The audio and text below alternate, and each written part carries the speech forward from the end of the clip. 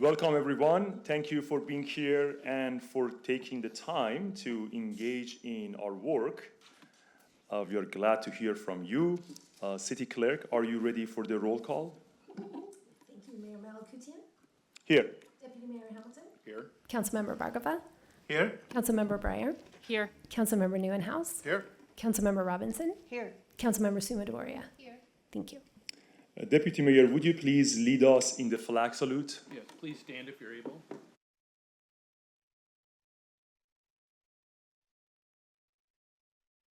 Republic for which it stands, one nation, under God, indivisible, with liberty and justice for all. We do have 4 proclamations tonight. The first one is Earth Day. Councilmember Robinson would read that, and Barb Braun from Kurt Alert and Don Marsh on behalf of 300 Trees would receive that. Could you please come and join us on the table? We all? Yeah, please. There are 4 seats, so then the rest are going.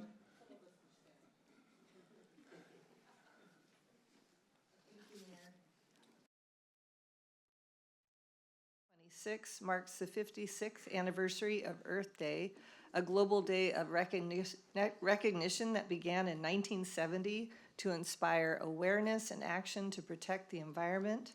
And whereas Bellevue's identity as a city and a park reflects its long-standing commitment to preserving and enhancing natural spaces, ensuring clean air and water, and promoting biodiversity. And whereas the City of Bellevue continues to advance sustainability through the Sustainable Bellevue Plan with goals focused on addressing climate change, improving energy efficiency, supporting suitable mobility, reducing waste, and conserving natural resources. And whereas Bellevue is taking proactive steps to reduce greenhouse gas emissions, promote clean energy, expand green infrastructure, and grow the urban tree canopy, and build climate resilience and protect future generations. And whereas community engagement is essential to achieving Bellevue's environmental goals, with residents, businesses, and organizations participating in tree planting, habitat restoration, litter cleanup, and climate action initiatives. And whereas we, the City of Bellevue, encourage all who live and work here to take part in Earth Day activities, volunteer efforts, and environmental education opportunities throughout the community. And whereas the city proudly celebrates Earth Day at its annual Earth Fest event, taking place April 18th at the Bellevue Botanical Gardens, and is open to the community to join us in celebration. Now, therefore, I, Lynn Robinson, on behalf of the Bellevue City Council, do hereby proclaim April 22nd, 2026 as Earth Day. Please.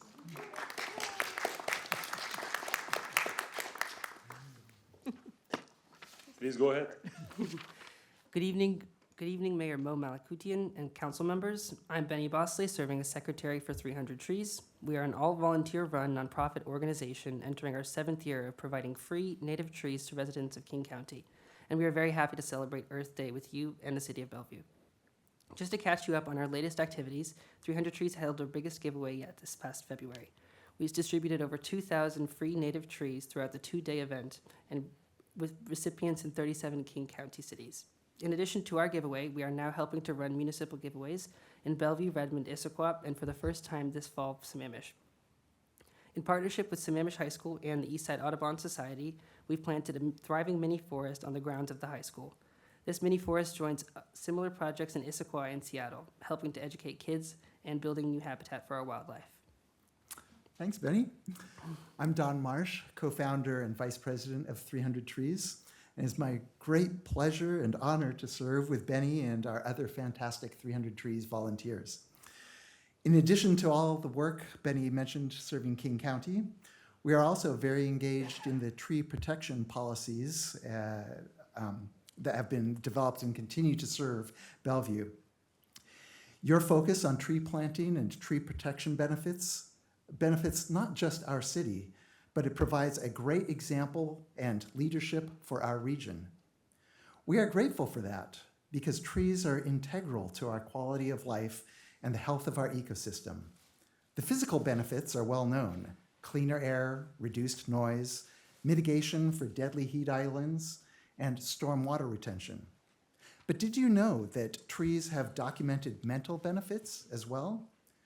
Trees can reduce crime, improve property values, calm traffic speeds, and simply improve our state of mind. And for the environment, they provide food and shelter for birds and animals, shade for young salmon, and carbon sequestration to mitigate high levels of carbon dioxide in our atmosphere. Besides all that, trees are just wondrous and beautiful co-inhabitants of our city. On Earth Day, we want to thank you for helping us to help the trees. Thank you so much. If you guys hang out around, we can take a picture after the fourth proclamation. Absolutely, thank you. And although we love trees and we love Earth, please keep the clapping hand to 0. Thank you. The next proclamation is the 60th anniversary of Bellevue College. Councilmember Breyer is going to read that. I invite Dr. May, the president, and you to the table. Thank you. Please go ahead. It's my honor, Mayor. Thank you. Whereas Bellevue College was founded in 1966 as a small community college, serving fewer than 500 students, and has since grown into the third largest higher education institution in Washington, serving more than 600,000 students over 6 decades, and whereas Bellevue College provides accessible, high-quality educational opportunities through a wide range of programs, including bachelor's degrees, associate's degrees, certificates, and workforce training that support lifelong learning and career advancement. And whereas the college's mission to be a catalyst for lifelong transformation that drives social and economic progress reflects its commitment to well-being, collaboration, accountability, agility, curiosity, and integrity. And whereas during the 2024 to 2025 academic year, Bellevue College served more than 21,000 students and continues to support student success through strong faculty engagement and a diverse range of academic and professional pathways. And whereas Bellevue College is recognized as a leader in student outcomes, ranking first in Washington State for a 10-year return on investment among public institutions and among the top institutions nationally for graduates earning and career success. And whereas Bellevue College enriches our community through its media programs, including KBCS 91.3 FM and BCTV Channel 28, and continues to invest in the future through campus expansion and new facilities such as the Interdisciplinary Arts Building opening in 2027. And whereas the city of Bellevue is a hub for education, innovation, and talent with a highly educated population and strong partnerships between educational institutions, employers, and the community, and Bellevue College plays a central role in preparing the next generation of leaders.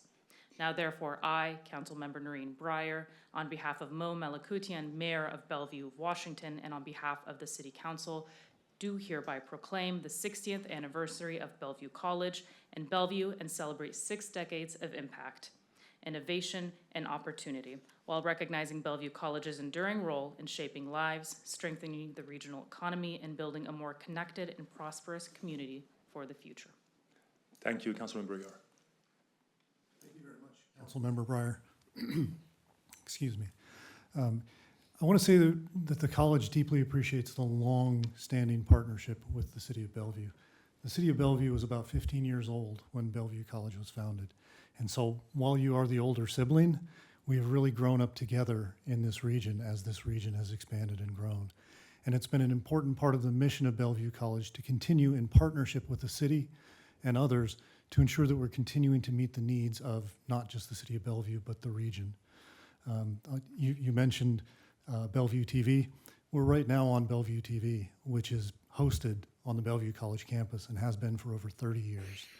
And so that long-standing idea of partnership, but also currently, as we're working with the city to develop an innovation exchange that will be hosted on the Bellevue College campus, as we are investing with the city in digital equity and other issues that matter to the city and to the citizens that we serve. And so thank you very much for this. And I know that I am looking forward to the next 60 years and what we can do together. Thank you. Thank you so much. If you stay around, we can take a picture for sure after the fourth proclamation. The third one is National Arab American Heritage Month. Councilmember Sumadeveria will read that, and I ask Mutaz Ilyas from Arab American Foundation to come and receive it. Please go ahead. Thank you, Mayor. Whereas Arab Americans have long been an integral part of communities across the United States, including here in Bellevue, contributing to the city's cultural richness, economic vitality, and civic life. And whereas Arab Americans have made and continue to make meaningful contributions across many fields, including business, education, healthcare, public service, art and culture, helping to shape a vibrant and thriving community. And whereas Bellevue is committed to being a welcome city where people of all backgrounds feel a sense of belonging and are respected, valued, and able to fully participate in community life. And whereas recognizing and celebrating Arab American heritage helps foster greater understanding, appreciation, and connection among neighbors while countering misconceptions and harmful stereotypes. And whereas Arab Americans, like all members of our community, seek a peaceful, inclusive society where every individual is treated with dignity, feels safe, and has the opportunity to succeed. And whereas National Arab American Heritage Month provides an opportunity to honor the history, culture, and contributions of Arab Americans, and to reflect on the importance of diversity in strengthening our city. Now, therefore, I, Claire Suma Diweria, on behalf of Mo Malakutian, Mayor of Bellevue, Washington, and the City Council, do hereby proclaim April 2026 as National Arab American Heritage Month in Bellevue and encourage all residents to learn about, celebrate, and recognize the contributions of Arab Americans to our community and our nation. Thank you. Thank you, Councilmember. Please go ahead. Thank you, Mayor Mo and council members, for making us feel welcomed. And yeah, thanks again. Thank you. Please hang out. We can take a picture. The last one is Sikh Heritage Month. Councilmember Newenhouse will read the proclamation, and I will invite Shirag Veer Singh Saro and Nihal Veer Singh Saro to the table. Thank you.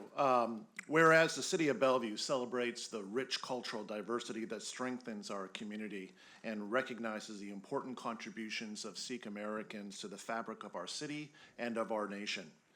And whereas Sikhism, founded over 550 years ago, is one of the world's major religions and is rooted in values of equality, of selfless service, justice, and faith.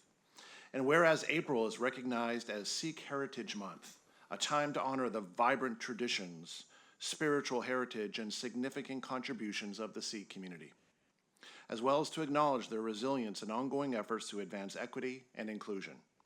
And whereas this month also includes a celebration of Vaisakhi, one of the most significant holidays in Sikhism, commemorating the founding of Khalsa in 1699 and celebrated as Khalsa Day, marking a time of renewal, of community, and shared identity. And whereas Sikh Heritage Month offers an opportunity to reflect on the core principles of Sikhism, including the pursuit of truth, service to others, and the protection of human rights, which align with Bellevue's vision of being a welcoming city where all people feel they belong. Whereas King County is home to one of the largest Sikh communities in the United States, reflecting the deep roots and continued growth of the Sikh community in our region. And now, therefore, I, Councilmember Newenhouse, on behalf of Mayor Malakutian, as the City of Bellevue, Washington, and the City Council, do hereby proclaim April 2026 as Sikh Heritage Month in Bellevue and encourage all residents to join in celebrating the history, the faith, and contributions of the Sikh community and to continue to build a more inclusive and connected community. Thank you. Thank you so much. Please go ahead. Good evening, Mayor, council members, and respected community members. My name is Chirag Singh Sarao, and it is an honor to be here today as we recognize Vaisakhi and Khalsa Day. Vaisakhi marks the start of the harvest season in Punjab, but for Sikhs, it holds a deeper meaning. On Vaisakhi in 1699, Guru Gobind Singh Ji, the 10th Guru, established the Khalsa, a community committed to living with courage, discipline, and service to humanity. At a time when injustice and oppression was widespread, This was a bold call to stand up for what was right and live without fear. Here in Bellevue and across the Puget Sound area, you may see Sikh families contribute as students, educators, professionals, and volunteers. You may see us serving meals, supporting neighbors, or showing up when help is needed. This spirit comes directly from the teachings of the Khalsa. On behalf of the Sikh community, I thank the City of Bellevue for recognizing Vaisakhi and Khalsa Day. Thank you. Thank you. Chirag, if you stay, we can take a picture with you as the first one.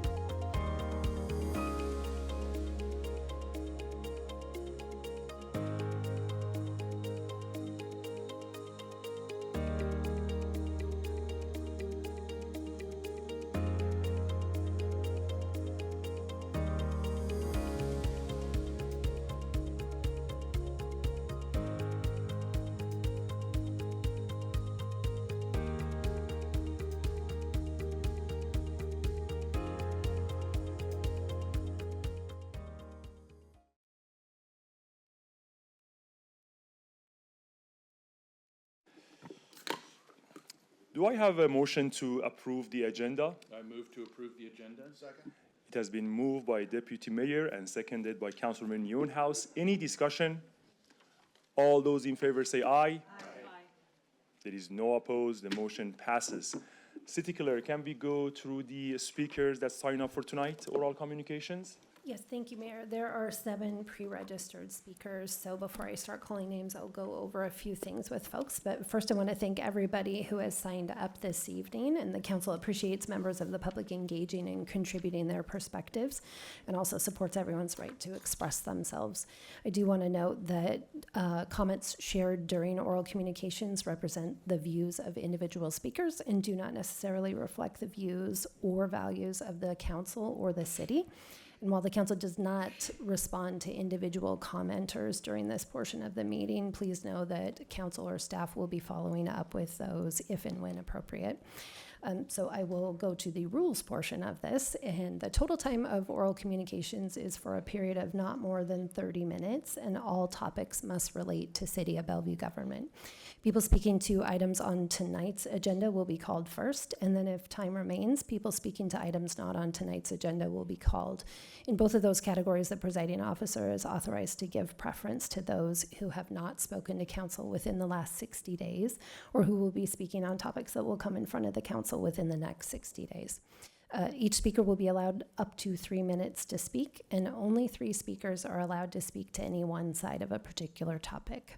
And finally, I want to remind folks that in compliance with Washington state campaign laws regarding the use of public facilities during elections, no speaker may support or oppose a ballot measure or support or oppose a candidate for election, and that includes one's own campaign. Anyone speaking on those topics will be asked to stop. So with that, I will call our first speaker, who is Randy Banneker.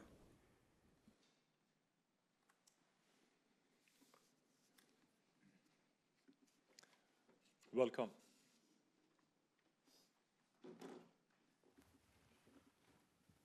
Good evening, Mayor Malakutian, Deputy Mayor Hamilton, and members of the City Council. My name's Randy Banneker, and I'm here on behalf of the Seattle-King County Realtors, 7,000 of them in the county, and want to thank you for the opportunity to comment in support of the draft sign code that you'll be briefed on this evening. Our members place a very high value on the opportunity to work with home buyers and sellers in the city of Bellevue, and we consider it in our mutual interest to support the city's efforts to maintain the high quality of life that your residents enjoy. We appreciate the allowance to post on-premises temporary real estate signage that advertises a home for sale, rent, or lease, and off-premises, those A-boards, open house signs that are posted during open house hours. And we appreciate the opportunity to do that without a required registration or permit. Couple notes on signs. The first and most important thing is that signs play an important role in fair housing and anti-discrimination. Signs can't discriminate. A real estate sign invites any qualified person to consider that property, and it makes the availability of that property unmistakably clear, which helps prevent discriminatory steering or exclusion. Real estate signs remain important for buyers and sellers in the transaction process. They reduce market time, and they give buyers an opportunity to just kind of drive the neighborhood and get a feel for what the city of Bellevue offers. The importance of signs, real estate signage, continues even as online platforms play greater roles in the home selection process. Now, we have worked with many cities in King County as they've updated their sign codes to align with the Reed versus Gilbert Supreme Court decision. Sign codes are beasts. They're complex, they're detailed, they're high stakes, and difficult to balance the many interests. Most cities struggle to get them right. Bellevue's process, however, is a standout.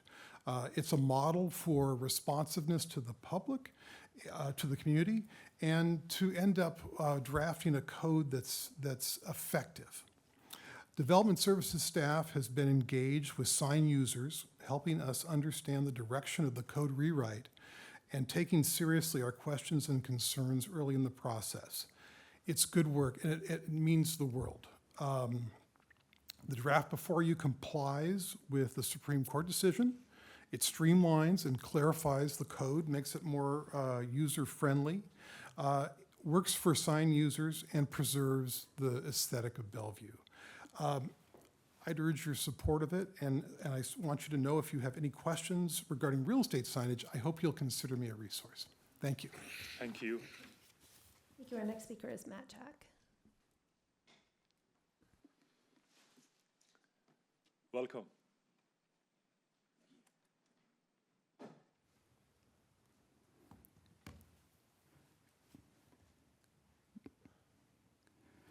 Good evening, Mayor, council members. My name is Matt Jack, and I'm here on behalf of the Bellevue Downtown Association to share our enthusiastic support for the Bellevue Ready Kickoff Initiative. This city program is helping local organizations activate public spaces, which aligns perfectly with what the BDA strives to do. As a result of this initiative, we have been able to challenge ourselves to pursue bold ideas and produce new types of programs, strengthening our ability to be a placemaker. So I just want to say thank you to council and city staff for helping us push ourselves to do cooler things. Since late last year, we've been working hard on some exciting activations that celebrate soccer and bring the community together. We're excited to see this work unfold in the coming months, and we want to let you know that we will be sharing more details about these programs. Thank you for your continued support and leadership. The BDA remains a committed partner to ensuring downtown is an amazing place. Thank you. Thank you. Our next speaker is Linda Hoffner.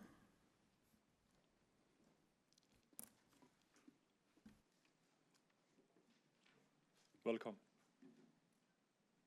I'm a little shorter. Okay, thanks.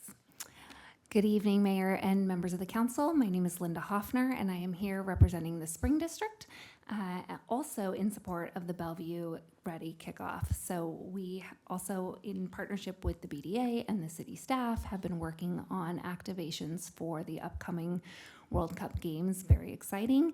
I think some of you have heard about these plans earlier in the year as we were preparing Bellevue to welcome the world. So we are also excited after having a very successful light rail to Cross Lake Connection opening celebration in the park. We feel very ready for what we can do to really celebrate the cultural diversity that will be here for World Cup, and looking forward to activating the Spring District area of Bellevue and welcoming the world to Spring District via our light rail and all of the many wonderful businesses that we have in and around the Bell Red area, and really showcasing different cultural types of food with our food trucks and food vendors, bringing in DJs from all over the world. So if you're looking for a rockin' party, it's going to be at the Spring District.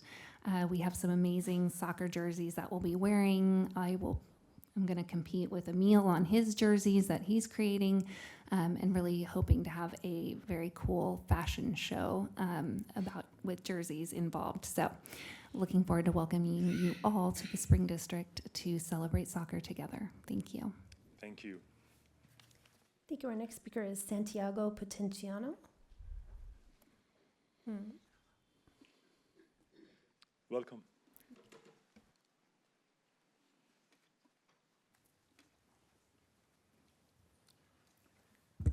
Good evening, Mayor and Council members. I thank you for the opportunity to voice my concern as a business owner.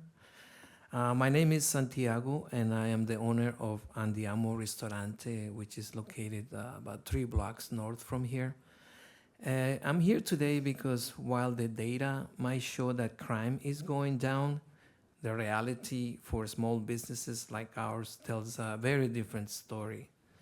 Over the past year, our restaurant's windows have been shattered twice by the same mentally disabled individual, resulting in over $40,000 in damages. This is not just a statistic. This is a real financial loss, disruption to our operations, and stress to our staff and customers. We understand that situations involving mental health are complex, but as business owners, we are left asking what are the protocols when the same person repeatedly commits property damage? What protections are in place for business facing repeat incidents? And what is the city doing to prevent this from happening again? We do appreciate the work of our police department and the efforts the city has made, but right now it feels like small businesses are carrying the burden financially and emotionally without a clear path to protection or resolution. We're not asking for punishment without compassion, but we're asking for accountability with solutions. That means coordinated response between law enforcement and mental health services, clear follow-up when incidents are reported, and proactive measures to protect businesses before it happens again. Small businesses are part of what makes Bellevue vibrant, but we cannot continue to absorb repeated losses like this. We need to feel that the city is not only aware, but actively protecting us. And that's all I have to say. And I really thank you for your time and for all the great job you have done to our community. Thank you so much. Thank you so much. Thank you. Our next speaker is Christian Matoy. Welcome. Mamma mia. Good evening, everyone. Good evening, Mayor, everybody. Yes, my name is Christian, and I'm the co-owner of Andiamo Italian restaurant here in Bellevue, located in 110th Avenue Northeast with the 10th Street. Tonight I'm here with my partners, Santiago and Rosendo, to talk about the damage we had faced in the past 4 months. We had our windows broken by the same person in our restaurant. We know he struggled with mental health, and this is very sad. I'm not happy about this at all.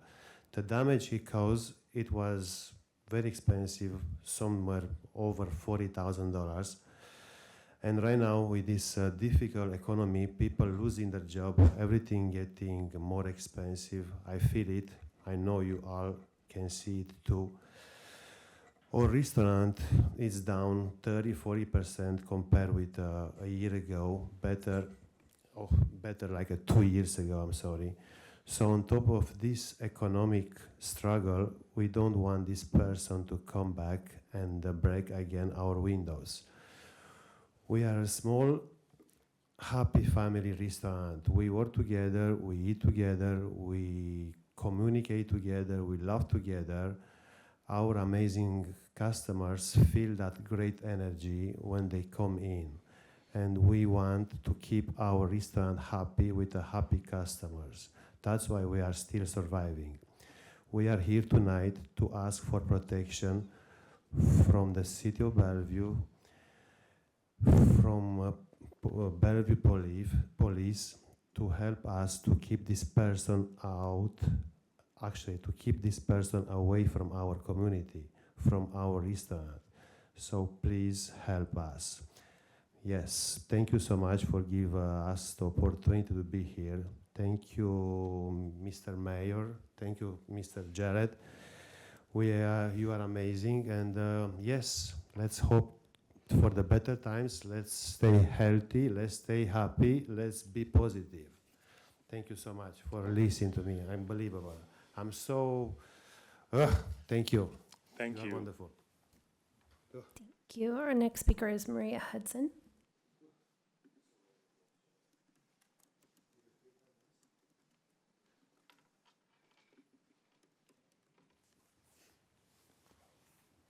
I want to acknowledge several things up front. We need to have a meeting, and one of your council members sits on the board of LifeWire. I was advised by Sergeant Marin yesterday that, in fact, child sex trafficking video had been destroyed by violation of the retention schedule on Bellevue Police Department's server and LifeWire, and even this city council record. I advised you guys, all of you, to collect that video. And I sent the case number for child sex trafficking. But let's just think about this for a second. You were advised by me because your officers violated the Adam Walsh Child Protection Act that day. They should have shown up, being the name security and patrol, knowing that there were videos on that property. They should have watched that video and found my daughter and those sex traffickers that day. She went missing September 6th, 2024. When she returned and Sergeant Carley did not secure that video, that's another legal violation of a literal felony. If I destroyed a child sex trafficking video with known sex traffickers on it, I would be under the jail. Sergeant Marin says there are no criminal charges for anyone involved. And he actually pushed off the accountability onto LifeWire and their retention schedule. I understand the rules of evidence, which is why when I was notified by Laura, a LifeWire domestic violence advocate, I emailed her and Carla to secure it. And what's even more disturbing is they lied to NORCOM. They did not disclose for an Amber Alert that my child was taken by sex traffickers that day. Prosecutors have declined to prosecute these sex traffickers because your officers have routinely racketeered evidence by not collecting it. That includes Hurley, that includes Halstead, that includes Sergeant Carley, and anyone else who came in contact with us. And they've actually destroyed evidence. From the October 2nd, 2025 incident, Hurley told me he was gonna throw away a bottle with the fingerprints of the perpetrators on it. So what you're going to need to do is cause a criminal investigation into felony suppression and destruction of evidence. Because now the child sex traffickers are untouchable because of the mismanagement of my daughter's child sex trafficking case. And check your servers. It has been directed from the top down, Chief Milet to Brad Miyake and former city council to ignore reports of child abuse, specifically from me, Maria Hudson. And you could go back even further to interim Chief Montgomery. This is a custom and a pattern and a practice, and it's criminal, and you're gonna have to address it. Thank you. The next speaker is Sue Mercer.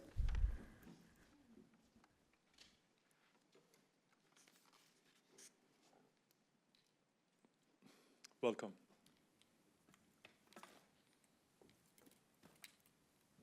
Good evening, council. Am I being heard? Yes. I came to talk to you tonight about parking issues, potholes, and traffic lights, but hearing the problems of the restaurant owners and the breaking of windows, I should tell you a little bit about, you know, that I house homeless people and that some of them sometimes have mental health problems. And I don't know if you knew, but within the last 2 months, one of my residents had a psychotic break. And the police did a good job of getting him arrested, which produced getting him in the psychiatric ward that he needed to be in. And I'm working with his defense attorney and his mother, and will be producing a restitution thing. When he completes everything and is discharged, before he can come back to my house, he will have to, after working and earning the money himself, pay the damages that he has done in the past.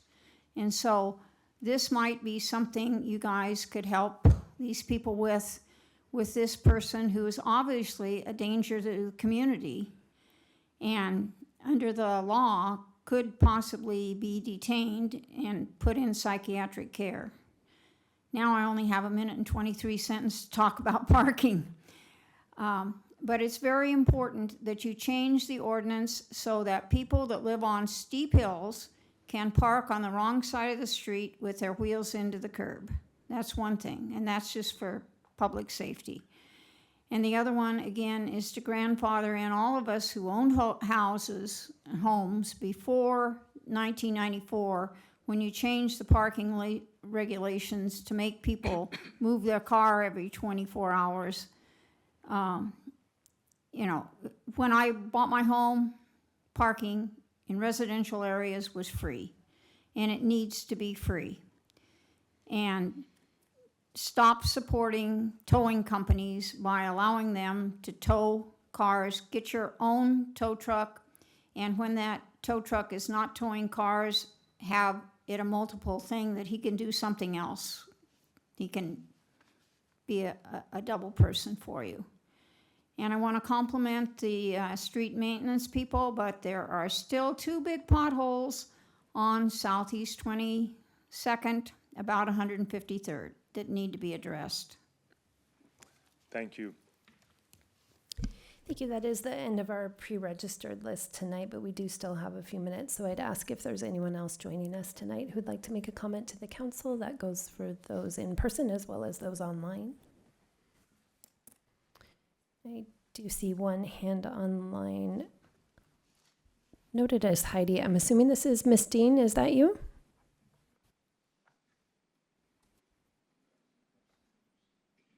Yes, it is me. Perfect. Your time begins now. Great. Thank you so much. Good evening, Council. I had meant to send in a letter signed by 8 different neighborhood associations, but of course, I don't get paid to do this, so I ran into a roadblock. But you will be receiving a letter from 8 to 12 neighborhood associations about sign code. We are asking that you exempt neighborhood associations from the temporary sign code registration requirement. We have neighborhood associations that use both A boards and yard signs. We use them for meetings and events to get that information out to our neighborhoods. And you'll notice that in the stakeholder survey and engagement, neighborhood associations were not mentioned as problematic signs.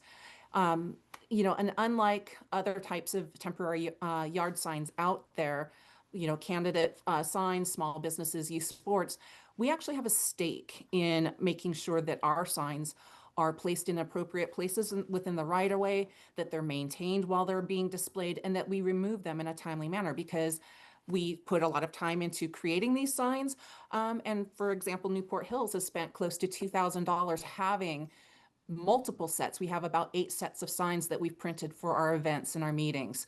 So requiring neighborhood associations to register and place that registration on signs each time creates unnecessary extra work for associations that are already struggling to function due to declining volunteerism. And I would point out that for anybody like us that's using corrugated plastic signs, when we have to repeatedly attach and then detach registrations, it ruins our signs. But, you know, creating barriers to easy communication between the neighborhood associations and those living within the neighborhood actually conflicts with the NH5 which is social connectivity section of the comp plan's neighborhood element. And then also creating additional burdens for neighborhood associations as they attempt to engage with neighbors, conflicts with the thriving people and community objectives of the council vision. 6.6 and 6.7. But more so, I'm just looking at the enforcement issue, because it doesn't seem like enforcement of this temporary sign code is the best use of limited staff resources. And that, again, that kind of conflicts again with the high performance government section of the council vision. What I'm hearing from code compliance when I talk to them about short-term rentals is they're having a hard time because they're understaffed, just trying to right now address codes that are in existence, you know, short-term rentals, tree codes, building codes, all that stuff. So, you know, just adding additional layer Ms. to that Dean? is, it just, yes, thank you. Sorry, your time has expired. I will do one additional call out for speakers or for hands. Ms. Lopez, please come forward. Welcome.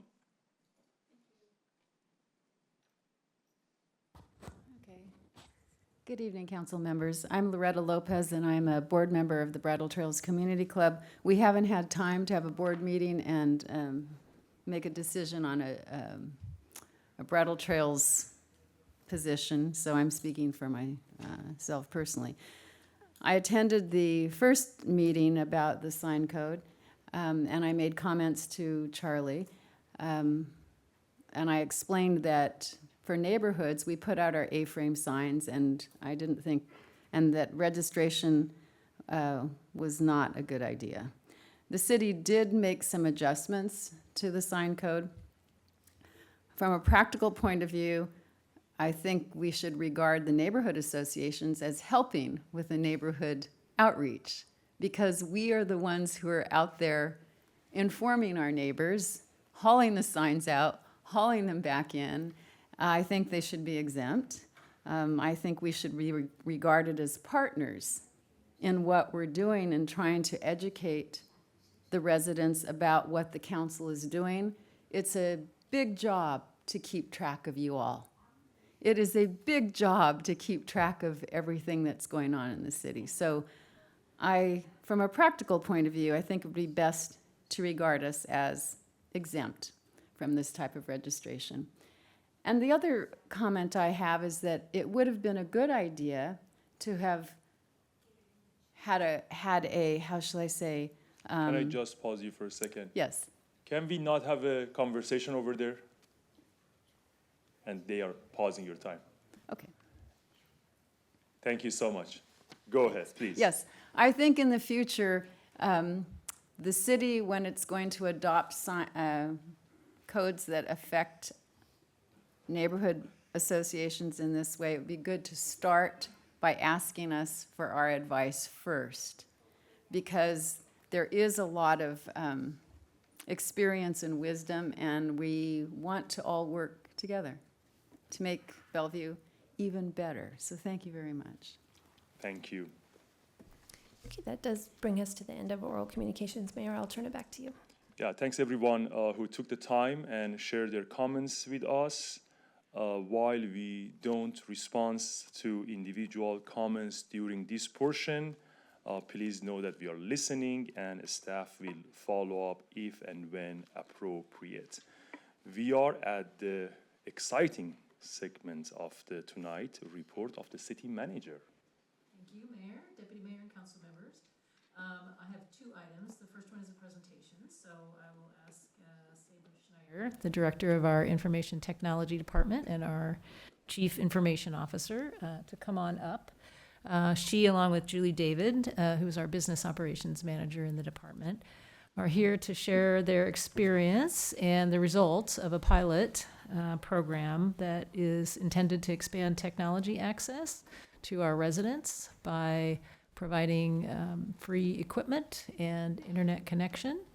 And this is part of the Innovation Forum's digital equity effort. And they have some good things to report, and also will tell us a little bit about the partnerships that are really important to making this happen. So with that, I will turn it over to Sabra.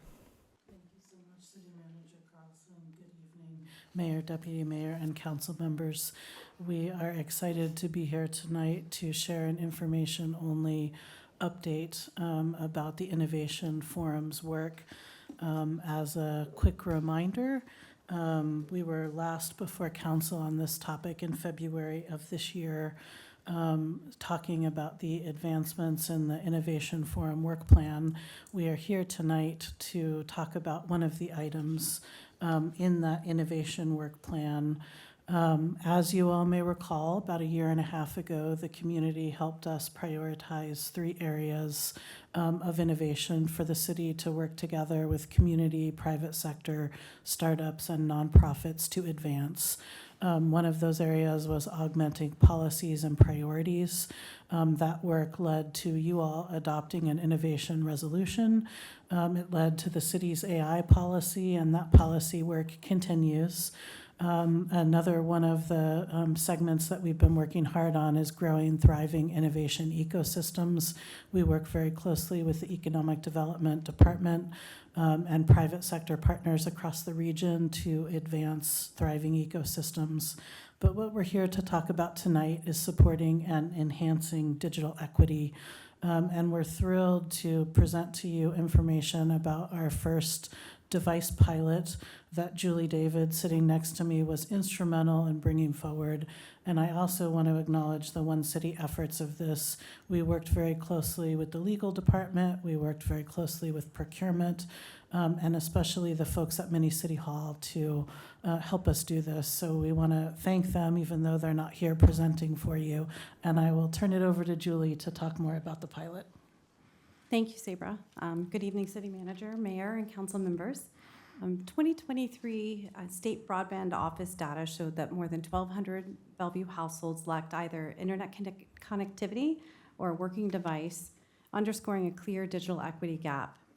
The Innovation Program's Digital Equity Subteam identified this device access pilot as a key first-year action, prioritizing it to respond quickly to community needs and demonstrate early progress toward broader digital inclusion goals. In response, the City of Bellevue launched the Digital Equity Device Pilot Program to help bridge this divide by providing eligible low-income households with refurbished laptops, essential accessories, and 12 months of prepaid hotspot connectivity. This pilot distribution was held earlier this month with distribution of 60 complete device kits to income-eligible residents. Participants also have access to technical support through PCs for People to help them use their devices with confidence. To measure impact and guide future program design, participants will be surveyed at 3 and 6 months to understand how the devices are supporting daily needs and digital engagement. The pilot aims not only to meet immediate access needs, but also to expand opportunities, so connecting residents to jobs, education, essential services, and community resources. By partnering with PCs for People and integrated Mini City Hall support, the program is testing a scalable model that strengthens digital inclusion and ensures more Bellevue residents have the tools they need to fully participate in today's digital world. So the pilot has already offered important learning. Demand was immediate and strong, confirming that access to devices and connectivity remains a real barrier for many households. Mini City Hall's hands-on support was critical, amazing, instrumental in helping residents understand the program, complete applications, and navigate language access. This level of personal assistance proved essential in assuring residents could participate, and the program intends to replicate this model support in future digital equity initiatives. And as survey results come in, the program will refine the model ahead of a planned second round later in 2026. Thank you so much, Julie. I also want to just emphasize, as Joe Todd, I believe, coined, innovation should work for everyone, and we're working very hard in our innovation programs to try to make sure that that is true. And this is a key component of making sure that's true. We just want to close this evening with letting you know about the upcoming Innovation Exchange. This will be our second annual Innovation Exchange on June 3rd, and we are having it at Maidenbauer Center this year. We outgrew City Hall after just 1 year, and that will be from 8:30 to about 6 o'clock. And we've got 3 kind of breakout themes that we're putting together for this event. One of those is advancing regional AI leadership. Another one is accelerating civic innovation. And last but not least, empowering community and small business AI. So there's a little bit in it for all of our target audiences. And we are very excited to do this for a second year in a row. Sponsors this year include Bellevue College, as well as our partnership, emerging partnership with King County IT and WATEC at Washington State. So we're excited to welcome all the partners to the table, and this time across the street. And thank you very much for letting us talk about the program this evening. Thank you so much. Thank you. In addition, I would like to call out one item that's in the end of your packet under written reports primarily for public awareness. This past year, the city changed the way that we are performing our performance measure and budget surveys. We're going to a quarterly cadence with a different focus each quarter. So in your packet tonight, we have a new addition to the survey overall, and that's the inclusion and engagement survey. It was conducted in the third quarter of 2025, and later this week we will be publishing a full report on that. So the public can look forward to receiving more inquiries once a quarter from us, but with more manageable bites for each quarter. Okay, thank you. Thank you so much. Do I have a motion to approve the consent calendar? I move to approve the consent calendar. Second. It has been moved by Deputy Mayor and seconded by Councilmember Neuenhaus. Any discussion? All those in favor say aye. Aye. There is no opposed, the motion passes. Public hearing ordinance 6911. City Manager, would you please introduce that to us? Yes, thank you, Mayor, Deputy Mayor, and Council. Last month, you received a proposal from the staff to establish a pretty narrow development agreement pathway for projects that involved public-private partnerships, so where the city is involved. This new authority would be helpful immediately to us as we are currently working on 3 specific public-private partnerships in the Wilburton and the Bellred areas. So tonight, staff will provide you with a brief presentation to overview the proposal, hand it back to council to hold a public hearing on the proposed land use code, and then we'll come back for your potential consideration and action on the proposed code. And with that, I'll hand it over to Nick Whipple. Great, thank you, and good evening, Mayor, Deputy Mayor, members of the council. We are excited to be here tonight to talk about the Public-Private Partnership Development Agreement Land Use Code Amendment. P3DA LUCA is how we're addressing this one. As mentioned, tonight we are seeking direction from you all to hold the public hearing on Ordinance 6911, and following the public hearing, consider adopting this ordinance tonight. For our agenda, we'll have Charlie touch briefly on the background. As noted, we were here on March 17th, got some questions from you all at that meeting, did provide more detailed responses in the packet, but Charlie will provide some responses here tonight as well. Then we'll cover what's in the Land Use Code Amendment, the review process that we've taken for this code amendment. Then, because this is a land use code amendment, there is decision criteria that has to be satisfied for you to take action. So we'll describe that and then turn it back to you all for discussion. So I'll turn it over to Charlie. Thanks, Nick. Good evening, everyone. As Nick mentioned, we were just here back on March 17th, so a little bit of a refresher on what is a development agreement. It's a voluntary, legally binding contract between the city and a property owner or developer. These are authorized under the Local Project Review Act and set clear standards for development regulations and conditions for a specific project that ensure kind of regulatory certainty for developers and also allow the city in exchange to secure public benefits. These are reviewed and approved on a project level basis by City Council and run with the land. As we mentioned, this is the last time we were before council with this project on March 17th. There was overall general support from the council on establishing the P3DA pathway for these public-private partnership agreements. There was additional discussion on what are the potential impacts. Some of the short-term benefits include making sure that we can take action on getting development going for the city-owned sites, as well as in the future developing a tool that allows us to get creative with implementing policies. Another impact or positive benefit of this pathway is that by providing certainty and clarity through the development agreement, that will overall lower the project cost for development. There was also a request and an emphasis to ensure that the review of these P3DA pathways are transparent with the public and making sure that both in our process and in the way that these are reviewed, that's very open and honest, and part of that is embedded in the submittal requirements. In order to review the development agreement, the applicant will need to clearly show what the differences are and as well as public benefits in exchange. And then there's always going to be an underlying land use entitlement that requires process for noticing, which includes publishing in the weekly permit bulletin, so the public will be notified that way as well. And of course, there's always the option for council to direct staff to do any specific engagement or outreach activities necessary to make sure that this is as transparent as possible.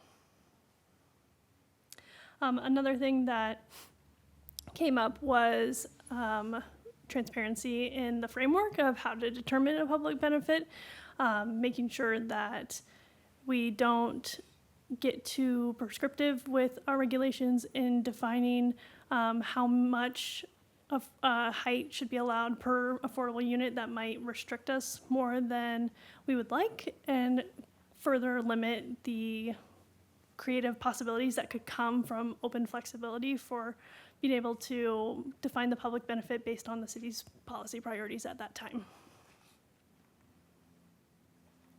Moving on into the LUCA components. So like we said, this establishes a new DA pathway for those public-private partnership agreements. This is when the city either owns the property or serves as a major funder, and the threshold for major funding is at least 10% of the project cost and at least $5 million.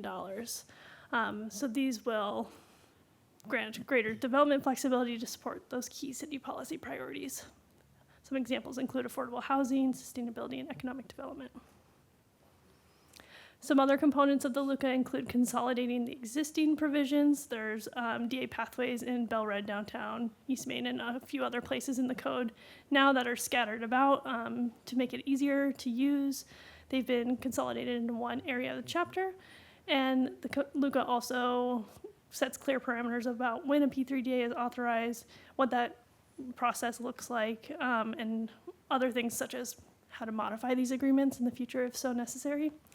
And in general, I think we had mentioned in the last meeting as well that typically this will look like a 3-touch process with council. The first being initiation, where the project is introduced and council can decide to enter into a negotiation or not.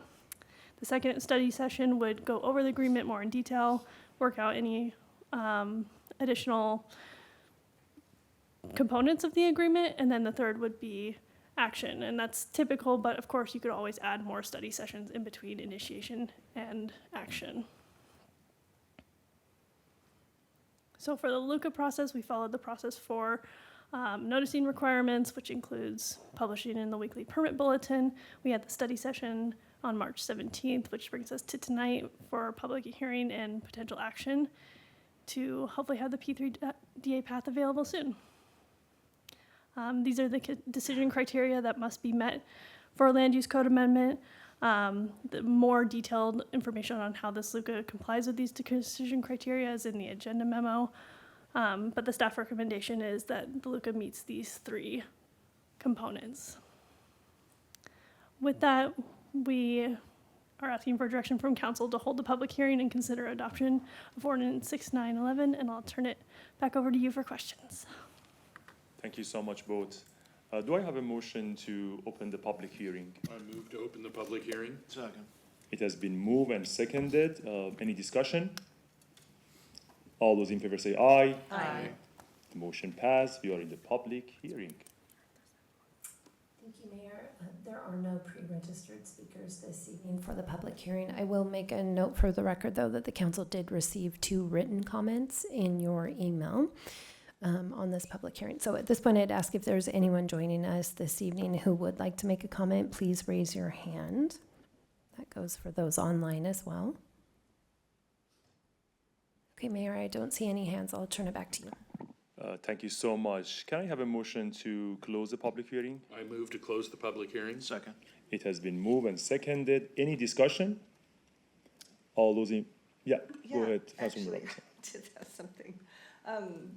Is this too late? Too We are soon? just closing the public hearing. No discussion. Let's close it. Any discussion? All in favor say aye. Aye. There is no oppose. Now we are closed. Now it's time for discussion. Councilman Robinson. Oh, okay, thank you. So I really like what you're proposing. I appreciate the work on this. I think a good DA is really a win-win for the community, and I love the opportunity to define the public benefit based on council policy priorities. I think that's served us well in the past, and any way we can make it easier to do things like this, I appreciate. My one question is, we talk about the different applications to this, and one of it is homelessness services. And I was wondering if we are able to apply a good neighbor agreement for a DA to somebody who's applying for development for homelessness services. Yes, so the process that applies to our homeless services uses has been retained through this update. What we've done is pulled out the provision in our homeless services section that authorized a development agreement pathway for permitting such a use. We consolidated that into this new chapter. And with that, the underlying code is going to say a good neighbor agreement is a requirement, a baseline requirement. The DA gives the flexibility for council to say, follow that code, and we'd like to see some other things, or maybe we don't want the good neighbor agreement. We'll put you in this pathway with other things, or you can certainly direct, the council can direct for homeless services uses that's being negotiated through a DA process to include a good neighbor agreement under this proposed framework. That's good. Yeah. I just, it can be a positive thing. It can create, again, another win-win situation. I just hope that if we have an application like that, that you provide an example of the good neighborhood agreements we've used in the past so that we can have that option. Sure. All right, thank you. Thank you, Councilman Robinson. Councilman Newhouse. I am good. Thank you so much. Councilman Modaviria is good. This is great night. Councilman Bargava. Wow. Councilman Briar. Deputy Mayor Hamilton. Oh, good, thank you. Wow. This is amazing. Great job. This is a very good example that we are trying to be practical. The tool give us that flexibility and also give us a way to negotiate for public benefits. I am very comfortable, but I also encourage that we should be very clear that what we are giving to the public and in return what we are getting, and that should be very transparent for the public. Can I have the motion for the ordinance adoption? I move to adopt ordinance number 6911 relating to public-private partnership development agreements, amending the land use code to establish requirements and standards for public-private partnership development agreements. Second. It's been moved by Deputy Mayor Hamilton and seconded by Councilman Newhouse. Any discussion? All those in favor, aye. Aye. There is no opposed. The motion passes. Congratulations. You guys did such a great job that we postponed the break and we go to the first study session. City Manager, would you please introduce? Mayor, council members. So this is the Bellevue Ready for Kickoff event here and study session tonight. We, as you know, are one of many cities preparing for the 2026 World Cup this June and July. And we have staff from 3 departments here this evening to share with you some of the work that the city has been doing with our many partners and organizations who are working to both provide programming and plan events, and also how we are approaching safety and transportation, both in the city and across the region, and in order to be ready for this World Cup event so that we can welcome the world. Leading off the presentation will be Jesse Canedo, our Chief Economic Development Officer. He's joined by Liz Flores, Cultural Tourism Specialist from the Community Development Department. From the City Manager's Office, Anthony Gill, our Grand Connection Corridor Manager. And then from our Fire Department, Carl Lunek, who is our Emergency Manager. So with that, I'll hand it over to Jesse. Carlson, good evening, Mayor and Council. Yes, Bellevue is definitely ready to welcome the world to our Global Innovation Hub. Tonight is part 1 of a 2-part conversation about this summer's tournament. The Regional Local Organizing Committee will be here on April 28th to give you a regional look at the tournament. Tonight will be focused very specifically on Bellevue. In 2025, we briefed the council on our approach for this special summer that was inspired by both the local organizing committee's focus on creating a lasting legacy beyond 2026 and by our very own Tim Motz and his lasting memories from the LA Olympics, where he said, let's make local memories, lasting memories, even if you don't go to a game.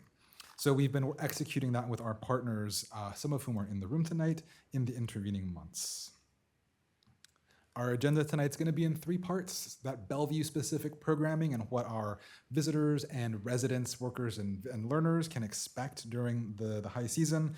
We'll talk a little bit about Bellevue-specific mobility and public safety, and then again a little bit about that beyond the station areas, beyond the July timeframe.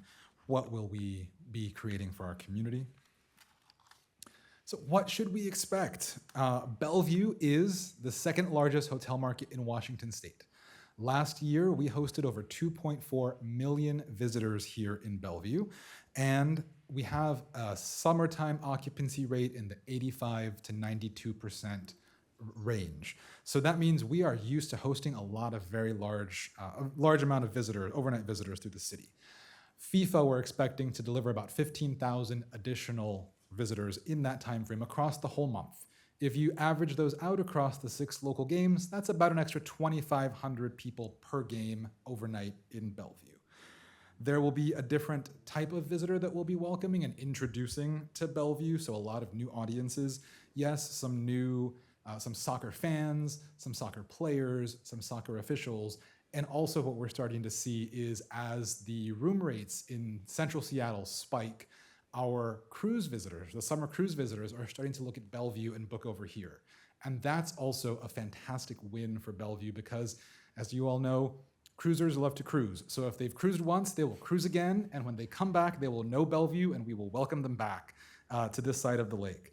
So Visit Bellevue is deploying a special cruise shuttle that will take people from the cruise terminal right into the heart of the city. So all of those new audiences, they're spending at our hotels, our local restaurants, our local shops, and our visitor attractions. We expect about a $23 million impact over the course of the tournament. And our goal is to be energetic and elevated, but not frenetic. We want to welcome people, but not scare them when they're here. So what will we be expecting? So we have the 6 weekday games at Lumen Field. It's a mix of 4 midday games and Monday, Friday games. From a transportation and mobility perspective, that's fantastic. The games will happen, we'll have peak morning commute. Games will load into the stadium. You'll have the game, peak load out, and then the evening commute. And also Monday, Friday, there's a lot of work from home. So that's just a really good spread for the region. And let's be honest, Lumen, among all the stadiums, Lumen is one of the best cited for public transit connectivity. Everything converges there. Link Line 1 and 2, the First Hill streetcar, Amtrak, Sounder, ferries, bike share, scooter share, it's all there at Lumen. So there will be a lot of opportunity to help people move from the stadium and in and out. And the Link system is really well suited. During the Super Bowl parade, it hosted over 200,000 riders on Link. On an average day, it hosts about 110,000. So there's a lot of surge capacity in the system as people are coming and going from Bellevue. On the screen, you see a little bit of a few highlights from some of the game day activities that are going to be produced by our partners at the Downtown Association, the Spring District Association, Bell Red, and Visit Bellevue. Pop-ups on the plaza, a Grand Connection viewing party, summer market and concert series, a whole host of things that, again, people will get to experience as they're coming and going, whether they're a visitor, a worker, a resident. Somebody can pop in from Bridal Trails to experience Linda's fashion show and then pop back to their neighborhood if that's what they want to do for the evening. We're expecting that the USA versus Australia game on the 19th will be the most popular among the preset games. There are 2 games that will be decided during the tournament, so we don't know the countries for those last 2 in July. And there will be a lot of opportunities for everybody who's experiencing Bellevue to engage. There's been a lot of work internally and with our partners to build a package of repeatable programs, improved city processes, and new communications channels that we can repeat in future years. We really wanted this to not be a one and done, but how do we build this as a muscle growing opportunity for our community to host an elevated level of programming. In addition to the game day activities, there will be some always on or multi-day activities. Each of the 4 activated stations will have a selfie station that'll be custom to that station. The BDA will deploy some outdoor foosball. Grand Connection will get a special international visual treatment for the summer and some additional wayfinding along the Grand Connection and across downtown to help everybody as they are coming and going. And this is the baseline. There will also be privately produced programming. For example, Kids Quest will be hosting a Science of Soccer activity during the tournament month that will also be helping our visitors and our residents connect to this once-in-a-generation opportunity. And from here, we'll move into mobility. Again, Bellevue is the state's second largest hotel market, so we have been planning to host big crowds for a while. Fun fact, on April 1st, our hotels hit 92% occupancy, which is the normal summer range. And I think we worked pretty well on April 1st. So we are ready to host those crowds as they're coming and going. On March 28th, the day that Cross Lake service opened, Link carried over 200,000 passengers, and that was a busy day. Not only was it the opening day, there was also the protests in downtown Seattle, and there was a Mariners game. So as people were coming back from their Seattle adventures, there was a whole host of people in Mariners gear going across the lake to go into their evening activities. And people are already using it for those kinds of activities. So I think we are really well prepared with the additional prep that we're doing for FIFA. And on the screen, you'll see a little bit of a sample, specifically from Sound Transit, of some of the additional services that will be happening during the game days. So Link Lines 1 and 2 will have late evening service to about 1 a.m. for those evening comings and goings. The Sounder trains, both north and south, will have an elevated level of service to help people move to and from the games. If you're down in Tacoma, the streetcar, again, will have an expanded level of service to help you move through that city. And the express bus routes will be ready to help people move to and from the games with more frequency. And Sound Transit is also preparing an additional set of private coaches or other supplementary service in case there is an unexpected service disruption on the 2 line. They will have supplemental service ready to kick in. So they know it's coming, the region knows it's coming, and so I'll hand it off to Carl to talk a little bit more about the public safety and other elements. Thank you, Jesse, appreciate it. Good evening, Mayor, Council. So on the public safety side, obviously planning for an event like this began as soon as we heard FIFA was coming to the region.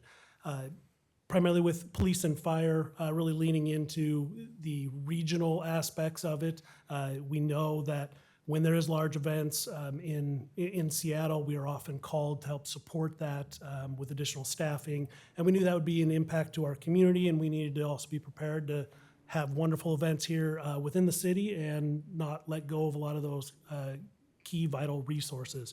So planning has been underway for a long time. One of the key elements that we determined was a need was, as community development and economic development were working with the business community, we needed to have a united one city approach to all things planning around FIFA. Different departments were having lots of conversations with their service area of expertise. And so we formed a planning team here at the city so that all those people were meeting together, and the Office of Emergency Management kind of took the lead just to facilitate that, which is kind of our normal role anyway. So all the departments have been invited to that planning meeting. We kicked that off basically around the beginning of this year, and we're meeting monthly at this rate. We set up a designated Teams channel just to share documentation and presentations from the various different meetings that we're all having independently, so that, again, everyone from different departments can share and understand what other agencies around the region are planning, from Sound Transit to regional hospital care and patient movement, all kinds of subject matter experts, and one landing page for all that for city staff. In that, we've also invited some of our other key stakeholders around the community just to understand what other summer events are going on. And with planning in general, really leaned into, we're Bellevue, we have large events here all the time. We took a look at our July 4th planning, where we see about 50,000 people descend upon downtown park. That doesn't take into consideration how many are in surrounding buildings, private residences, enjoying that event. And that works fairly smoothly year in, year out. So we use that as kind of a baseline for considering how we were going to handle surge capacity with FIFA-related events. With that, lots of regional coordination on the Office of Emergency Management side. We've been in a lot of conversations with the county, the state, and of course, Seattle and the FIFA representatives through Seattle Obviously, all official FIFA-related things that are happening at Lumen Field, we're involved in those conversations, but not directly because there are no officially sanctioned FIFA events that have landed in Bellevue specifically. Some of the regional partnerships include things like King County Office of Emergency Management is going to facilitate a joint information center throughout the FIFA events, meaning a single location for all communication. So we can share information of what's going on in our community as well as know all of our neighboring jurisdictions, what's going on, and official word from FEMA about, or FIFA, about specific events and things related to the matches themselves. Moving on, one of the other elements that we've been working on is to set up a series of exercises just to practice and look for gaps in our planning model. So back on April 6th, just a week ago Monday, Bellevue Office of Emergency Management, in partnership with the city of Redmond, Kirkland, King County, and some of our other regional partners like Sound Transit, NORCOM, and the Regional Hospital Network, did a tabletop exercise and walk through kind of some of the potential disruptions to our summer calendar of events and how that would impact our community and how our plans align with that. In that process, we uncovered a few things that we're going to improve upon in our coordination and communication plans, and we're taking some of the policy level discussion that came up, and we're hoping to sit down with city leadership and the management team at the city in May to do a tabletop exercise with them, specifically around some of the policy issues that arose from that. So really exciting, just walking through and practicing well in advance of seeing visitors here. Some of the other public safety things just to highlight is that, again, using kind of our July 4th as an event that is done in a large scale and done fairly well in the community. All the different departments are sharing out their plans and the ways that are effective to manage large crowds, and also bringing information from subject matter experts that they deal with. Our Department of Transportation is a great example of that. They shared out through our planning structure how they use the existing systems that they have to monitor traffic patterns, and adjust lighting controls and things to get people in and out of the city, and then how they're partnering with Sound Transit, King County Metro, and others to move people in and out of the city effectively. We are very beneficially getting some favorable game times that shouldn't impact most of our regular commutes as well. So it's good to be lucky every now and again. We also have reviewed some of our mutual aid agreements, and I know PD has had a good discussion along with fire on regional assets, knowing that normally during normal operations, when we request regional assets, if something very bad were to happen in our community, some of those come out of Seattle. During this event, obviously, they're not going to let a lot of those key resources go from Seattle. So how do we depend on our neighboring jurisdictions on the east side? Everywhere from down south all the way up north. We've talked with Renton, Snohomish County, and others about the process of sharing and coordinating some of those key resources and how that's going to work during this time. So a lot has taken place in the planning sphere in preparation for this. The Office of Emergency Management is planning to open our Emergency Operations Center for game days. We're figuring out the best staffing model for that now to determine, how many folks we really need to, again, just do what we do best, which is coordinate messaging as well as resources. And that's what we anticipate the need is going to be. So we are looking forward to doing that at some level for match nights. Okay, so pivoting a bit to what's going on beyond the station areas and the event days, I want to share a little bit about how small businesses and retailers in particular can take advantage of the audience, the global audience, in fact, that the World Cup is going to bring. And specifically, I want to share a little bit about two of the resources that have been produced by our regional partners at the Seattle Chamber and the local organizing committee. The Mega Events Readiness Playbook is a really great guide for business owners in thinking about how exactly they'll modify their operations, plan for surge at specific event times, planning watch parties, preventing human trafficking is a major component, and we'll get into more of that in a minute. And it's just a really great resource for businesses of all industries and sizes. I would encourage all businesses to at least take a peek at it and take advantage of it if they can. The other component is that the local organizing committee and the Community Business Connector, which is a program of the Seattle Chamber, are providing free one-on-one advising to help business owners strategize and get access to additional resources.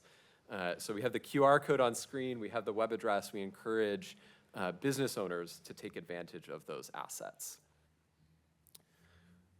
In addition to the activations that Jesse touched on at the launch, we are also supporting a wide range of community programming across the entire city through our Community Programming Fund, including a number of programs that are soccer-related or internationally focused.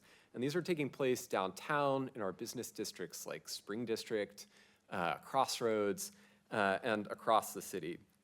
This year, I was very excited. We received over 100 applications.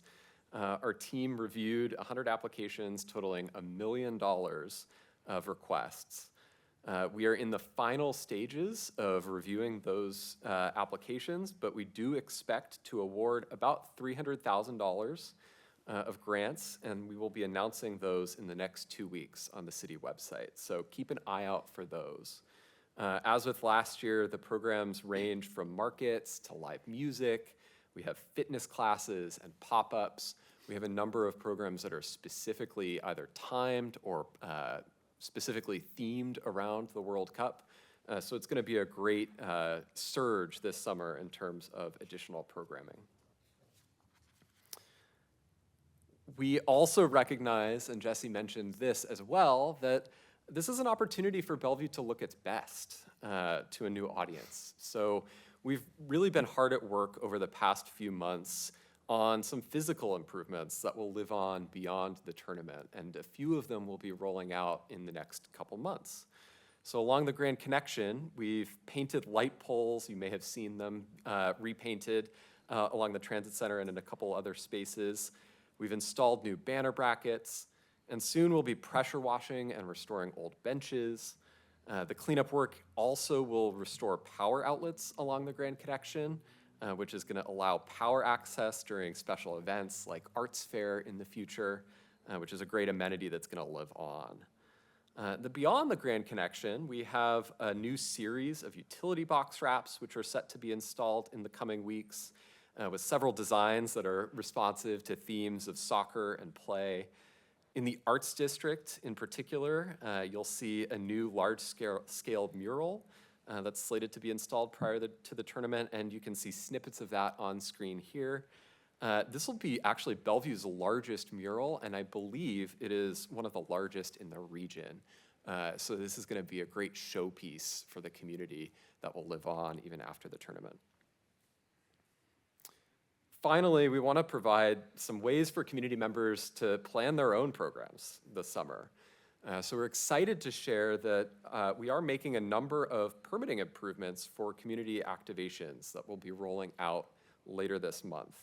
So for small events, we've created a new checklist builder that helps organizers understand what types of permits may be required for their activities, and it consolidates information from many different city departments all in one place, so they'll no longer need to chase down information across multiple departments.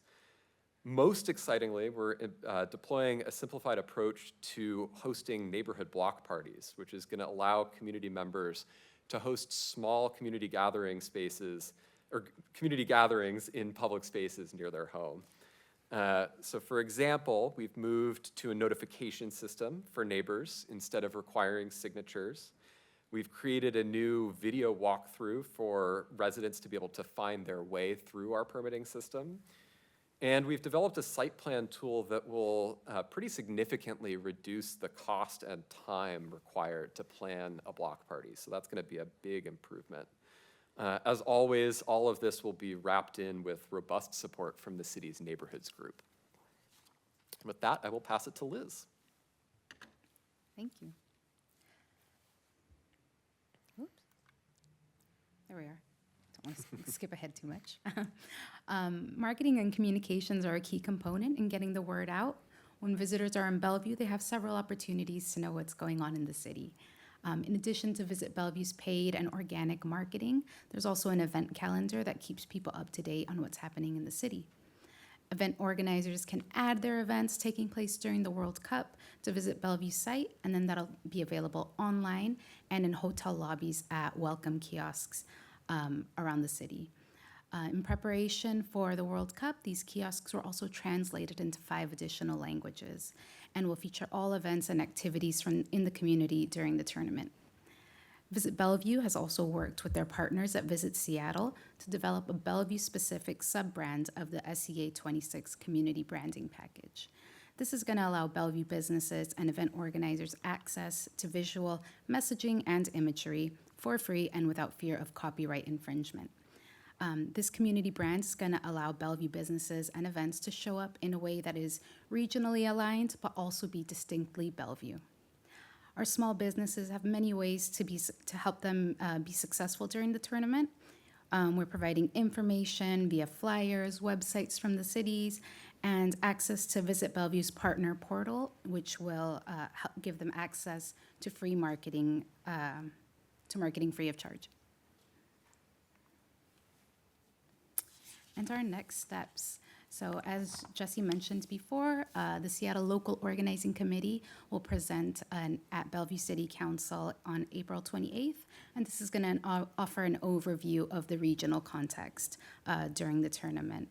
The city is also going to be providing anti-human trafficking training to our businesses, and this is going to ensure that Bellevue remains a safe place for all during the tournament and beyond. And we're going to continue business readiness support to ensure that everyone is successful. Thank you. And with that, we'll give a quick thank you to our partners at the Downtown Association, Bell Red, Visit Bellevue, and Spring District, and open it up for question and answer from the council.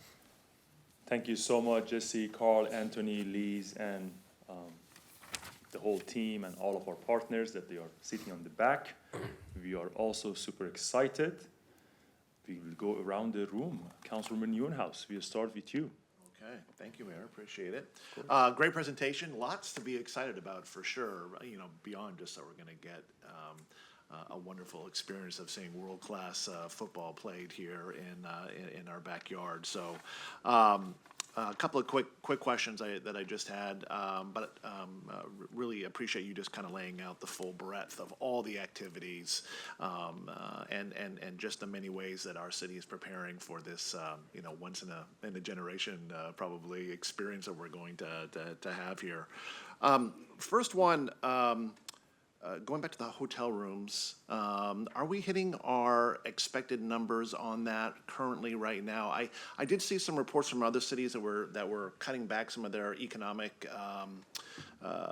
benefit or number of hotel rooms that they expected to see in their city for a number of different reasons, be it price considerations, not just of the hotel, but of the tickets, et cetera, et cetera. Have we seen that at all here in Bellevue, or are they at the level that we expected, or maybe even a little bit higher?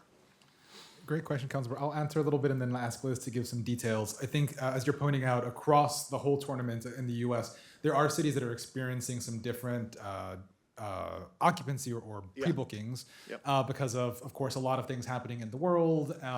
We are seeing maybe some lowering of international visitors, but they're being replaced by maybe some more domestic travelers. Okay. So one of the things for our business community is they want to make sure that we are continuing to welcome everybody, whether they're coming in from San Diego or from Spokane. And so Liz, a little detail? Yeah, I think hotel rooms have been a little bit slow in the beginning, but they have recently been picking up. Great. As we've gotten closer to the tournament, we've been able to capture a few more visitors. Okay, great. That's great to hear. Thank you so much.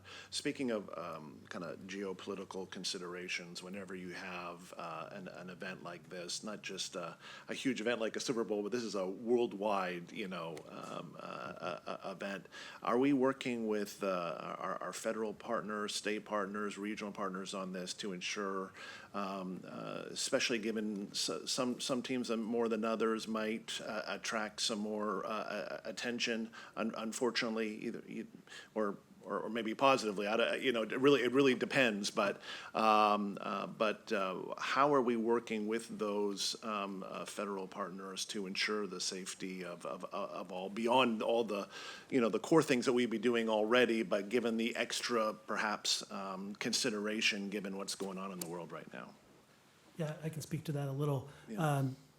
So as soon as we found out the teams that were coming, the FBI provided background information about the teams, incredibly detailed about their fan base, their likes, dislikes, about some general background information about previous tournaments, travel rates, just some amazing information that they shared out through law enforcement. A lot of that has been shared with our planning team because it is all declassified information. There is obviously other information that we're not privy to that is shared with law enforcement, but that's why that planning effort has been continual from the beginning. And as we're seeing things change month to month in the political climate around the world, obviously that information is being updated and shared throughout the region, throughout law enforcement. Okay. And you feel we're ready for it? I do. I feel we're in a good spot. Thank you. I love the simplified approach to hosting neighborhood parties. I hope the answer is yes when I ask you, will that remain intact after the World Cup? Yes, that is designed to be permanent. Fantastic. The public utility wraps, is that going to be citywide, or is that just going to be in the downtown core? It's an additional set. I believe that they are citywide. Yes, there will be citywide. There will be some of the box wraps that are currently unwrapped. So there will be probably about maybe 10 to a dozen of them. Okay. But it won't be every box where you have a long-term deployment for every box in the city. Okay, but definitely some are going to be beyond just downtown and Yes. around. Okay, fantastic.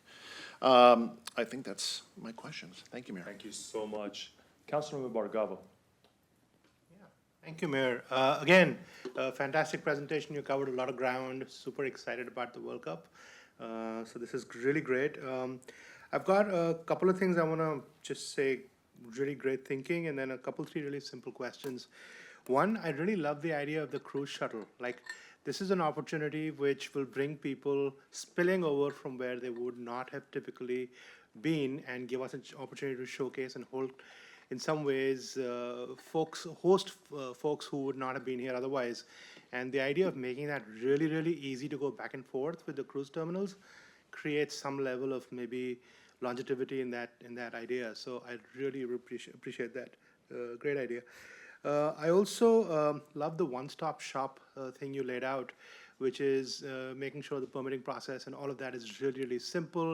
You don't have to go around, and that's for events. And maybe that's what Councilmember Neonhas was saying, but maybe that's something that, can be a best practice for us going forward.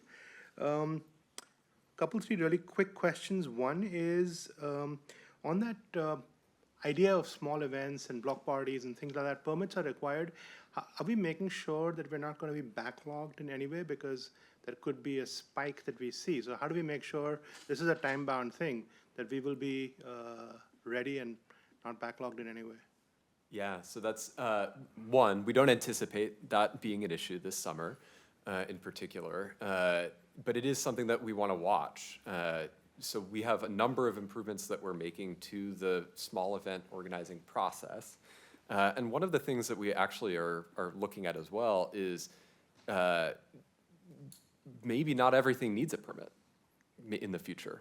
There are some things that happen that currently today do require a permit that maybe it isn't necessary in the future. That is one way that we can reduce the burden on city staff, as well as make the process easier for organizers for those events where it does make sense to do that. Okay, I mean, it'd be really good to sort of think before the event and before a spike of what your game playbook is going to look like for something like that. The other thing I want to touch on is bellhop is another opportunity here. Are we thinking about anything in terms of increased circulation capacity there to help move people around? How are we thinking that we will utilize that to its best? Yeah, Bellhop is going to be running to and from the light rail station in downtown and other light rail stations, I believe, within its geofenced area more frequently. So when people want to go to the light rail, or when they get out of the light rail and they want to go around the city, we're going to have that station there. If that makes sense. Okay, great. That's the highest frequency you expect, so that's great. And then the last thing for me is, I think one of the most fundamentally important things we have to be ready for is safety. And so whether it's extra crowds coming in, or just general sports fanaticism, or more serious issues like human trafficking and the threats of other kinds of unplanned events that you can see from a public safety standpoint. So, that would be an area that we would really want to pressure test ourselves many times over. And like things that we don't think of, many things you're already thinking of, which is very clear, like evacuation plans in case of an emergency, or shelter in place, or signage for things like that. How are we thinking about things like that that are highly unlikely but better be prepared? Yeah, thank you for that. Yes, that is the basis of our tabletop exercises, and the reason we made it regional is knowing that if we had an incident in Bellevue and we needed to move a lot of people, the best path may be, to push them into a neighboring jurisdiction, or get some support and help to house those people temporarily if we were doing some sort of evacuation.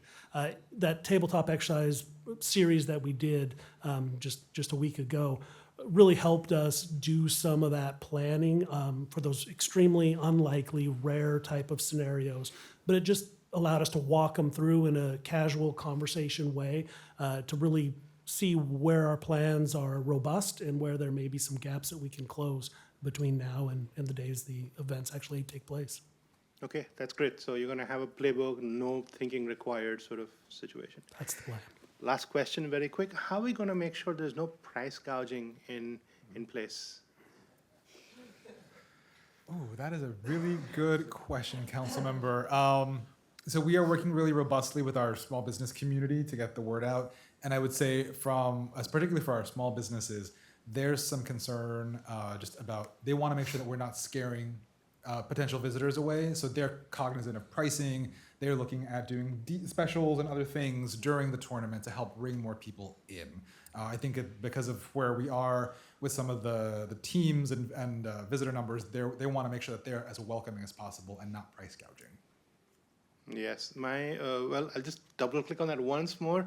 How do we make sure that there is reporting and enforcement? Like, that is something we don't want. Nobody wants, like, the simplest example is nobody wants to play for a $40 drink, or worse. That's something we'll do some more thinking about and check in with our regional partners what they're thinking about price gouging, and we'll be sure to find a solution for that. Okay, thanks. Thank you, Councilmember Bargava. Councilmember Smadeveria. I'm so excited. This excitement's beyond. And also I think price gouging, depending supply demand as a business owner, it depends, right? So, but avocado is expensive. But I would say I'm so grateful for this preparation for our business community, and especially I think with hospitality industry, that the more we are more prepared, the more we can focus on taking care of customers, making sure Bellevue is so welcome. That's the biggest priority. I just have a few questions. So one of them is talking about public safety, right? So even though we have less of international travelers come in, when we do, how can we make sure the information is language accessible? Or somebody who's traveling who doesn't speak English well, how can we help them? Yeah, we've spent quite a great deal of time talking with both FIFA officials, as well as I earlier mentioned, the Joint Information Center that's being opened up to run throughout the time of all of the events. And that is to provide additional language resources for all the languages frequently spoken by our visitors, and then have that available to all of us as staff to be able to reach out to them. We've also been talking directly with FIFA. They're pretty confident in their game day phone app that translation into top languages there for emergency messaging and other critical information, that they will be responsible for doing that. So there's a layered approach to it. I don't say I have all the answers, but we're definitely aware that that is a potential challenge. Okay, and when we have more information, is it possible to share with the council as well? Yeah, So absolutely. we can actually answer community questions. The second question is, I see there's one part about emergency exercise and the tabletop exercise in May. Would that include the council as well, or like what is it, like who are the community leaders to be involved in the exercise? Yeah, that one is, we're scheduling with basically all the directors of the departments across the city to just walk through as they would be the primary policy guidance there. The original vision was once that is completed, that information of those policy level decisions would be briefed to council so that you would all get some understanding of what came up through those tabletop exercises, the type of questions that were faced, and what city management, decision points are and where they're looking potentially for guidance. Thank you. That would be really helpful. And then my second question, not my third question, sorry. It's about small business readiness, right? So we see there's two great websites in front of us. And I think these two are like a year-long support for small businesses. When we have that, what kind of, maybe this is a Visit Bellevue BDA question, how can we have place-making navigation that's actually making the visitors easier to find and connect with their need in a small business? So for example, if there's somebody's like, have dietary restrictions, gluten-free or celiac, and then they desperately need, but they don't speak English well, they don't know how to explain it. Like, is there any way that we can help the visitor feel like they're welcome, not only on the language, but also in their special needs? And, it could be somebody who have special needs, need a special support. How can is there resources we are doing? Liz, could you maybe speak a little bit about some of like the kiosk and other work that Visit Bellevue is doing to prep our hoteliers for our visitors? Yeah, Visit Bellevue has the hotel kiosks that have been translated into additional languages. And so when visitors are at the front desk and they want information about what's going on in the city, not only events, but also places to eat and things like that, the kiosk is actually translated into those 6 total languages of the most popular tourist languages that we have. There's also, they hold Bellevue, the name is escaping me right now, but there's a small business group that's a networking and information sharing group, and businesses around the city are invited to join that. I think it's like every other month, and that provides resources, and it could provide language resources as well, information on where to find trainings. I know they've had accessibility training, so for people with different kinds of disabilities, physical disabilities, and other. They help disseminate that information in the business community. But I think dietary restrictions and things like that can also be included very easily. Yeah, in thank their, you. in their And because I think, when I was listening to the restaurant owners, Yeah. the sales are going down, that's overboard our restaurant. So I think this is a great opportunity for us to showcase what our community offers and can track long-term visitors in the future as well, right? My last question is about human trafficking. You know that I'm gonna ask that question for sure. So I see there's gonna be provided training. And then is there any cost for business to be part of it? No, it's going to be free to our business community. We're going to purchase a number of training spots available that should cover most or all of the businesses who want to participate. And we also hope to have an in-person training session for those who wish to attend in person, where that might be more helpful for them as well. Who's the training provider? Best. Oh, okay. Thank you so much. That's my question. Thank you. Thank you, Councilmember Smodeviria. Councilmember Robinson. Thank you. I'm excited too, and I really love hearing all the planning and how the whole city's going to be activated. It's exciting. The one question I have is with short-term rentals. So I know that Bellevue has a policy of not allowing short-term rentals in our single-family neighborhoods, and I imagine that lodging is going to get really tough.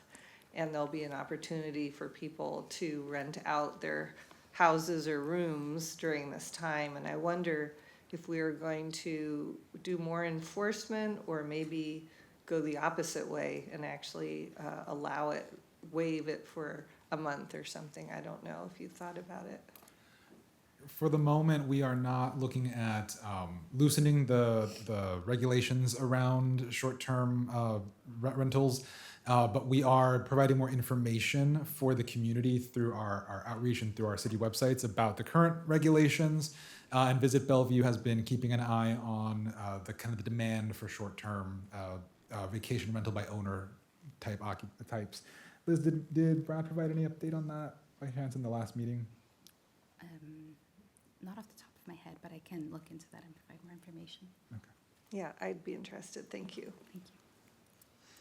Thank you so much. Councilmember Briar. Yes, thank you. This is sort of like the less exciting part, but just seeing notes about the civic improvement that's happening right now is just incredible. It's the important work that's maybe perhaps a little bit thankless. So I just wanted to take a moment to appreciate that. I think if memory serves me correctly, the community grants that we had provided was up to $200,000. So the fact that we've got a request for $1 million pouring in is just fantastic. I know anecdotally that, I don't know how, but there is communities mobilized for the first time that have never gotten mobilized before. I was getting calls and asked if I could put in internal references. I was like, that's unethical. No, I can't. Stop asking. But that is incredible. So, I mean, this work overall is just fantastic. I think one last thing is I don't see the opportunity for me to personally meet any of the soccer players that are coming. So if we can go ahead and work that into the plan as well, I'd really appreciate that. And then ditto on safety being top of mind. I'm wondering if, and maybe perhaps you had just mentioned this as well, but if there's any coordination with our medical entities as well? Yeah, there is. The exercise that we just did, we invited Overlake Hospital to participate in that as well. And then there is a very robust network of hospitals, and they are already talking about patient movement, even during very difficult transportation capacity issues. So a lot of that planning is already underway. So. Fantastic. Thank you all for your work. Thank you, Mayor. Thank you so much. Great. I have two questions. The first, Deputy Mayor, you go first. I can go last. No, you go first. You're too kind, Mayor. Thank you. Thanks for the presentation, and thanks for all the work that you've done on creating a World Cup programming plan that will make the World Cup experience fun and meaningful for community members and visitors. Of course, the World Cup is a chance to showcase our city. Someone recently said Bellevue is better in person. World Cup visitors will have a wonderful experience of our city when they get here. Much of the positive connection to the city will be obvious to visitors. Our parks, trails, community spaces, restaurants, and shopping. But they'll also connect to and enjoy the city in ways that are meaningful but intangible, like our friendliness, safety, and cleanliness. The feel of our city, the reaction that people have just from being here will last. That's why it's so important for us to be welcoming and accommodating, for our city to be safe and clean. I think what you have planned will do all of that well. I would like to see some additional attention paid to encouraging visitors to return, letting them know what they might have missed, what they should return to see, and what's ahead. Folks should know that the Wilburton Trestle opens to the public next year. We will have a new food hall on East Trail. We run Garden Delights each winter, winter grasses in February, and so forth. While we have them on the line, let's set the hook. Also appreciate all of the effort you are putting into making the World Cup a celebration for our residents. The viewing party, soccer-themed fashion show, World Cup multicultural celebration, pop-up on the plaza events, and more will help make the World Cup fun and meaningful for our community. All of the community building, I know, is really going to be amazing. So I really like what you have planned. It's very exciting. Look forward to what's ahead this summer. Thank you, Mayor. Great job. I knew I should go to you first. Two questions. What are some of our metrics that we going to look at and say everything that you guys did is successful, except the number of visitors, except the number of events and activation? Great question, Mayor. So one of the key new measures that we'll be looking at, so we are in the process of getting a new location-based service called Placer that will help us understand and measure foot traffic, because a part of this is bringing people together, creating foot traffic for our small businesses and for our hospitality amenities. And so we'll be able to look at, did the activities lead to an increase in foot traffic or an increase in dwell time that signifies people were enjoying spaces, enjoying events, enjoying connectivity. So that's one of the additional pieces. We will, of course, look at hotel occupancy rates and room rates for the hospitality industry.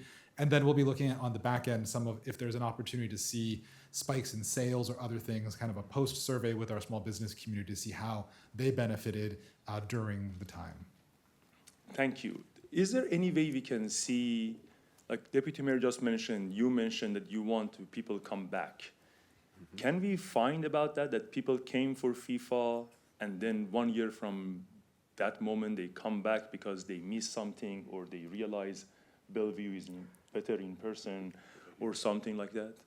Liz, can you speak to that? Yeah, so Visit Bellevue has a pretty holistic marketing and communication strategy, and part of that includes retargeting. It's called retargeting people who come to the city. So let's say you go on vacation to see the World Cup, and you use your device for anything, to check the weather, to check, something. Well, when you go home, you're going to start getting messaging about Bellevue. So you might get messaging about Snowflake Lane or about other things that are happening, and we'll be able to keep track.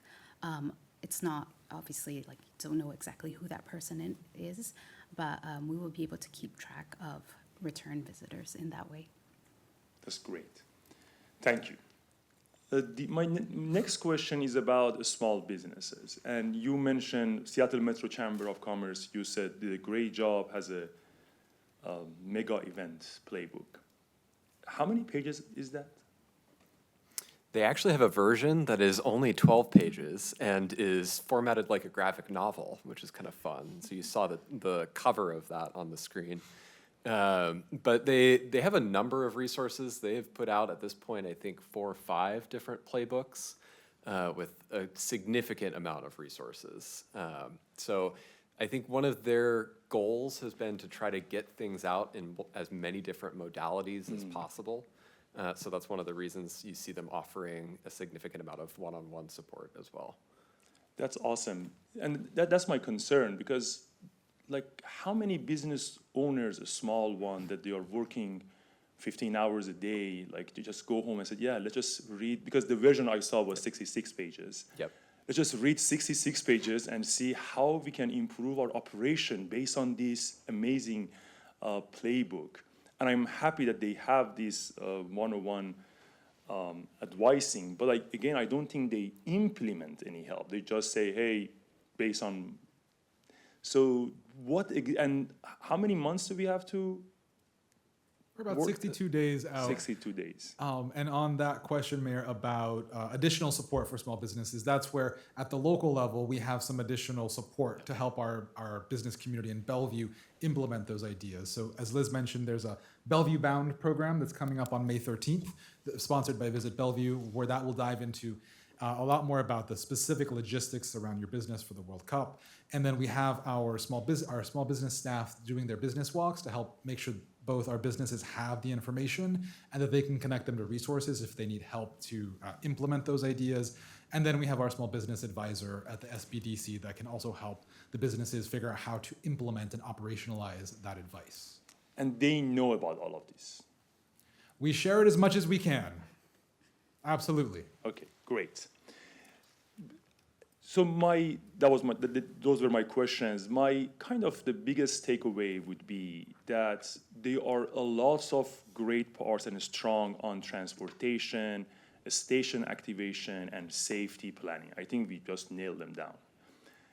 To me, the biggest risk is, and this is coming from previous World Cup, that because we don't have an actual event in Bellevue, people come and maybe they use our hotel, sleep, but then they go to the game, they hang out and stay near the stadium.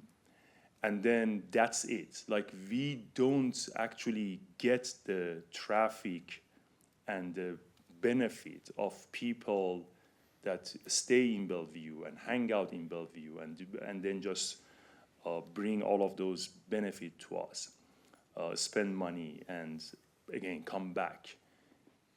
And I know there are lots of good stuff in the document, but based on Olympics event and based on previous World Cup, we will see that's the trend. They just come concentrated around the main activity areas nearby the cities, don't automatically benefit. How are we going to be the exception and actually get the benefit of the people who are coming for the football and watch those games? You're touching a really important area, Mayor, and we've seen that with even locally was it the World Series? Not the World Series. The All-Star Game? All-Star Game, there we go. The All-Star Game a few years ago, where businesses around T-Mobile Park did not necessarily see the foot traffic CID, increase. China International Exactly. District, they didn't get any benefit. Exactly. So we are definitely trying to learn from that and take that lesson learned in how we're deploying and positioning Bellevue. A couple of the things that we're trying to do are, well, one is that we don't have the stadium, right? So we don't benefit from the incredible foot traffic that's drawn coming in to see the actual game. We're trying to position Bellevue in partnership with our place management organizations and Visit Bellevue that this is the elevated experience. We will have great restaurants, we have great bars, we have other great amenities that after you've finished the very large chaos work in Seattle Center, you come back to Bellevue for the elevated dinner, for the quieter but meaningful experiences. And then we are also working with our small business community about how do we make sure that people just continue to come. I think one of the big concerns out there in the small business community is that during this period, people will have a sense that it's too busy. Bellevue's too busy, nobody's gonna go there. And we want to kind of manage that message and say, yes, still come in for your morning coffee, still have that brunch with your friends at Gilbert's. We don't want to scare people away. That is one of the balancing things that we need to do, is make sure everyone understands Bellevue continues to be open for everyday business, because one of the hardest things would be for our businesses to experience a drop in traffic during the World Cup. Great. Thank you so much. We are very excited and we appreciate you giving this presentation. So we can, I think, have a break. Is 8:02. How about 8:18?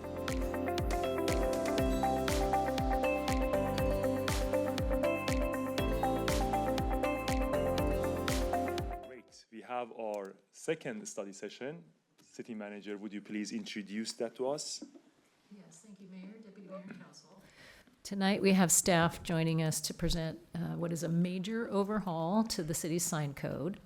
Some of the goals for this work included alignment with court decisions, also addressing business and community interests and concerns. The staff will highlight the goals in more detail tonight. They did conduct multiple rounds of engagement with the community and also multiple rounds of opportunities to review the draft code, and that both of those have shaped the proposal that you have in front of you tonight. So they have incorporated a lot of the key themes that they heard from the community, and their proposed approach to engagement also would likely follow the council's final action on this, and they'll describe that as well in terms of what they're proposing for a delayed implementation timeline. Nick Whipple, our Code and Policy Director, returns to cover this, and Charlie Engel, our Senior Planner from Development Services. And with that, I'll hand it over to Nick. Great, thank you, and good evening, Mayor, Deputy Mayor, and Council. So we are here tonight with an exciting milestone. We have before you a draft ordinance for a rewrite of the city's sign code. And we are seeking some direction from you to prepare the ordinance for final action at a future meeting. For our agenda tonight, we want to touch on the background for this project. As noted, there is some Supreme Court rulings that really guide how we are updating our code. We also had a pretty extensive phased outreach approach. We have kind of moved through phase 2. There's another phase after council takes action, should you decide to do that tonight. And then we also want to do a refresher on some of the themes that we heard from that phase 1 engagement and some of the project goals. We'll touch on the components of the draft, the timeline and schedule, and then end with some ask for direction. So first on the background piece. So I wanted to note that this process was initially started with council back in August of 2024. There was some guidance that you all provided at that initiation, looking to provide some simplicity to the code, make sure that we're supporting the needs of both residents as well as our business community, so ensuring there's enough flexibility there, and then of course trying to get some more consistency in how we're drafting our code. Also acknowledgement that we may not know every sign type that might emerge in the market, and so making sure that this is forward compatible or certainly flexible enough to accommodate evolving signage needs.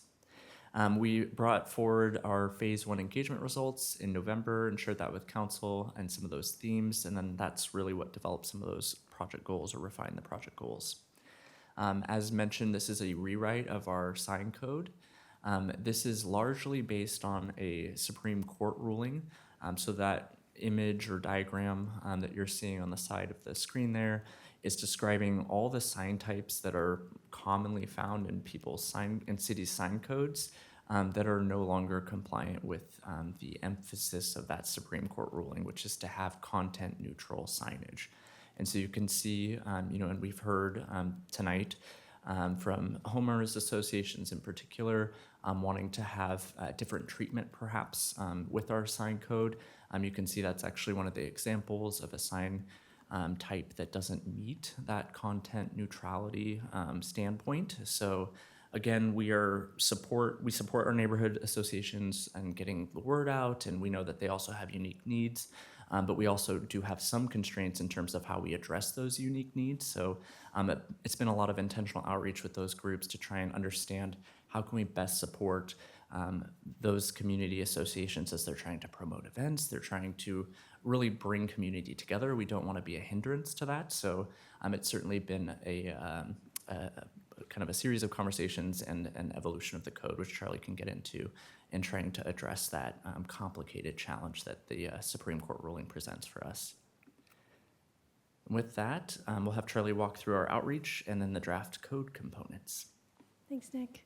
So here's the outreach approach overview. Nick touched on it a little bit. Phase 1 was really guided to gather perspectives and from the community and see what everyone wanted to have happen in this update, really expand awareness of the project and make sure that we have a really unique opportunity with the complete rewrite that we get all the perspectives captured within that scope.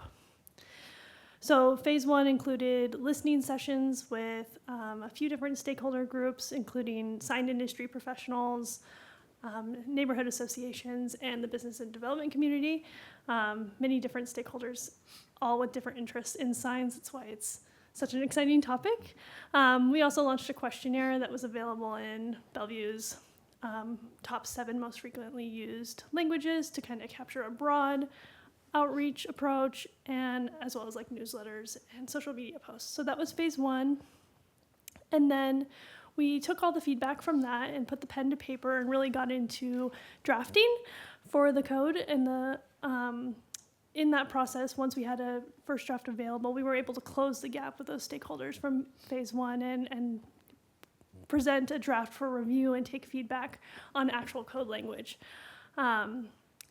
From there, that's wrapping up right now, and we've received a lot of great feedback from the community, and we've also taken into account that feedback and revised the draft further, which is the version that you actually have in front of you guys with the packet today.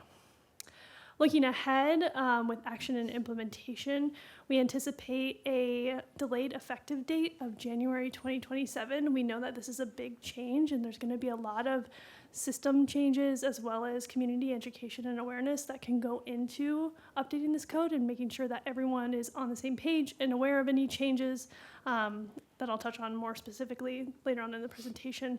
But just making sure nothing's a surprise and allowing us enough time to get that education and awareness out there and make sure our systems are capable of supporting the code update. This is a refresher on the key themes and priorities that were emerged from phase 1 of outreach. We know that aesthetics matter to folks at Bellevue, making sure that we find the balance between allowing for signage, but making sure there's not a lot of visual clutter. We also heard a lot about temporary signs and enforcement. That was probably the most volume of feedback that we received, which we'll talk more on later. And of course, making sure that the new code streamlines regulations, increases flexibility, and is easy to use and apply from our internal reviewers as well as signage industry professionals or someone who's just for the first time looking to get a sign up. Those priorities were able to form the goals that have been guiding this project, and this is just a refresher here that we do want to strike that balance between the need for signage for businesses as well as the aesthetic desires, making sure it's not visually cluttered, simplifying and streamlining regulations, making sure that we encourage contemporary design and technology for the forward-looking code, and also making sure that we align with the key court decisions.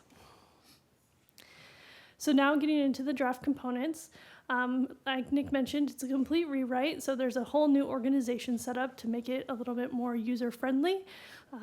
It also starts to kind of fall into these categories naturally, and we'll dive into each of these more into detail. For the first section, the general, this includes definitions, measurements, and just kind of catch-all intent and purposes provisions. We also worked closely with the graphics department to come up with new figures to help support unique sign area measurements that will help users of the sign code know how to really use it. For the dimensional standards, there's additional guidance for removal of signs as well as requirements for maintenance and safety that have been added in there just to really streamline and clarify. And even though this is a complete rewrite, there are a lot of existing policy from the existing code that's been carried through, such as limiting permanent signage in residential districts. It's currently limited in the existing code and also proposed the same kind of threshold in the draft code as well. Same for in commercial and mixed-use land use districts. We currently allow for high-rise signs, and that's been carried through the updated draft as well. So a lot of reorganization, a lot of streamlining, but some of those key policy decisions from the existing code carry through the draft as well. So there was also a need to accommodate unique signage needs, which pose an interesting challenge given all the context of the sign code and the legal framework that we're working under. But we are proud that we were able to come up with some solutions to support these signage needs, such as a pole banner program that is supportive for in the Grand Connection and then also extending possibly down throughout downtown, as well as coming up with standards that accommodate iconic signage such as Dick's Drive-In, for example. Also making sure that there's an adequate amount of signage for hospitals and that they're not limited in their ability to use their signage allotments. And then also with a new type of sign that kind of supports the forward-looking code, electronic message center signs. This would support digital kiosk signage that is for tourism, wayfinding, and activating the downtown. And of course, there are some area-specific standards, such as smaller sign heights in Old Bellevue that are in the existing code that remain in the draft as well. Moving on to more dimensional standards, this time for temporary signs and signs in the right-of-way. The temporary sign section got a large refresh, being very clear about the different sign types, the allowed sign area, height, number, location, and duration for all of those so that the standards are very clear and streamlined, easy to use and apply as well. And additional standard and clarity for signs that are in the right-of-way, having its own section for all signs in the right-of-way, just so it's user-friendly. One thing to note here is that there is a safety concern with having temporary signs in roundabouts and medians. Going and placing those signs often can cause a safety concern because they cross multiple lanes of traffic, and then of course when it's time to pick the sign up, retrieving them as well. So in the draft, that proposes to limit those in those areas, but still place them in other places in the right-of-way, such as in planting strips and wherever else might be suitable. There's the special cases. This is your non-conforming, prohibited signs, variances. We've worked closely with the city attorney's office to streamline our non-conforming section to align better with the citywide approach. Prohibited signs, not a ton of changes there. We currently prohibit billboards, and that remains as well in the draft. And just adding clarifications for any sort of confusion for variances that reviewers have brought up or we heard during feedback or community engagement.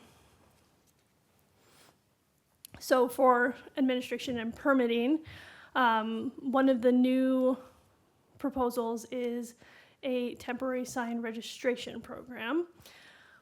First, I will touch the temporary sign permit. That is an existing program that we have right now. This is when temporary signs are reviewed by staff, and this will remain a requirement for larger temporary signs. And you can see in the chart there, that's the left column with the wall banner and the kind of larger temporary sign for construction signage.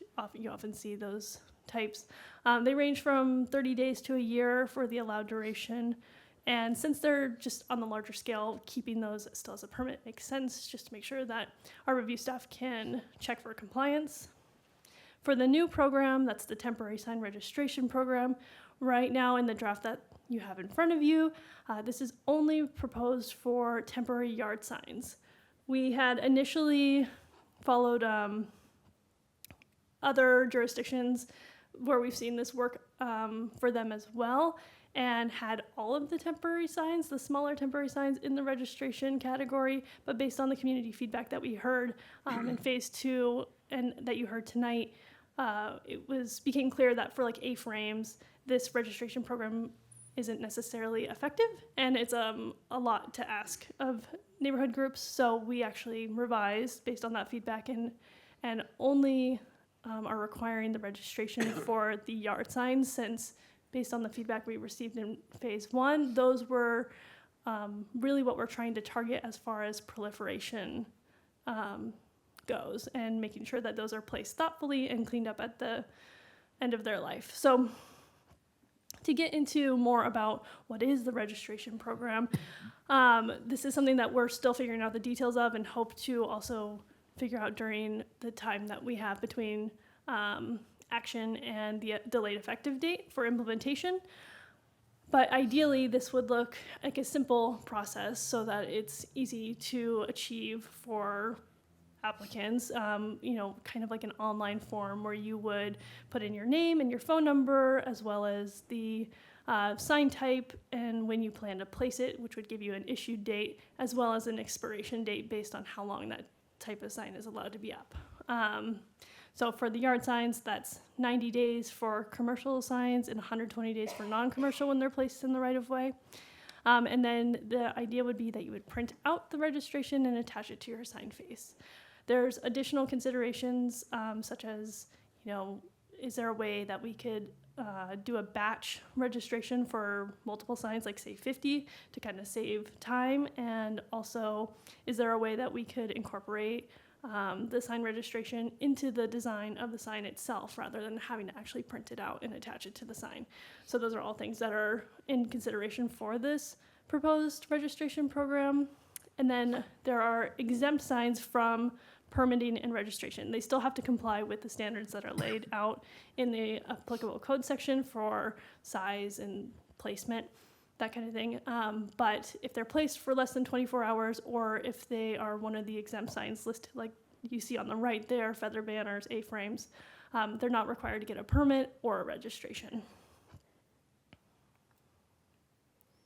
So enforcement is another big topic of discussion for this piece.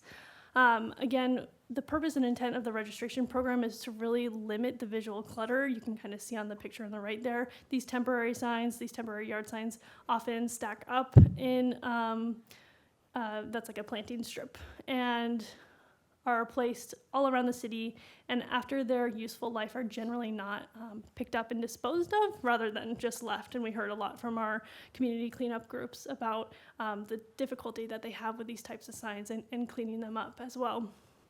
So one scenario that we've kind of outlined as to how enforcement might look under this temporary sign registration program is a resident would call our code compliance department to make a complaint, and then our staff could coach the resident through the registration requirements. You know, did you check the sign? Is there a registration attached? If yes, the resident can verify, and then our staff can also coach them to reach out to the applicant and kind of come up with a plan for pickup or disposal of the sign if it's, you know, out of the date for registration. The city can always provide additional guidance as necessary, and in the case that there is no registration attached or it's expired, then we can obviously take the code compliance complaint along with any other type of complaint. It would just have to be then prioritized in the list of all city complaints that come into our department and evaluated as far as resources and staffing go. So for the project timeline, we wrapped up phase 1, which was focused on gathering all those perspectives that I talked about. With this study session, we're wrapping up phase 2 and moving towards phase 3 for action, and then launching that community education and awareness campaign under the assumption that we would have a delayed effective date of January 1st, 2027. This is the project webpage, which includes information to date and background information on the project, as well as my contact information for the community to stay involved.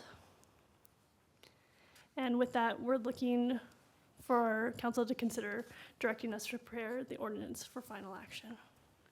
Thank you so much again, Nick and Charlie and the team. Let's just go around the dais. Councilmember Briard, we'll start with you. Yeah, this is incredible work. Thank you so much. I think one question I had was about the enforcement contention, particularly surrounding residents having the capability to maybe not enforce, but maybe reach out to the applicants. Has this program been tested and tried anywhere else regionally or in other neighboring states by chance? Mm-hmm. Yeah, we've seen this type of program work in other jurisdictions. Gig Harbor is one example. They seem to have pretty good success with the temporary sign registration program to get at the same goals that we are getting at, is limiting that temporary sign proliferation and making sure that they're cleaned up after their useful life. Okay, have there been any issues with that in terms of like, I don't know, potential conflicts that might come up between residents and those who place the signs up? Not that I'm fully aware of, but I haven't been involved like in the community, like to really Okay. be. I guess my only concern would be perhaps making sure this isn't a catalyst for further conflicts in the Sure. community, because it can sometimes happen. But I don't know if unfortunately, I don't think I have an alternative to propose instead. But I think that's just one concern that I have. But all else seems fine to me. Thank you. Thank you. Of course, thank you. Councilmember Bargabo. Yeah, I've got a few different questions. I can also just hold my second half to go around the room just to make sure. So I appreciate it. Thank you very much. Good presentation and a really good summary. I'll start with what I really like. The easier you're making understanding our code and simplification and enforcement, the better it's going to be. So I really appreciate that mental model that you brought forth. Content neutrality, I think, is an underlying principle. You have to also align with that because of the mandate that we have. So that's going to be the way to think about structuring our code, because I think that's important. And there is already some segmentation that you're doing even in your proposal today. So one of my questions is going to be, how can you make sure that that segmentation is very, very clear for all exemptions without making it complicated?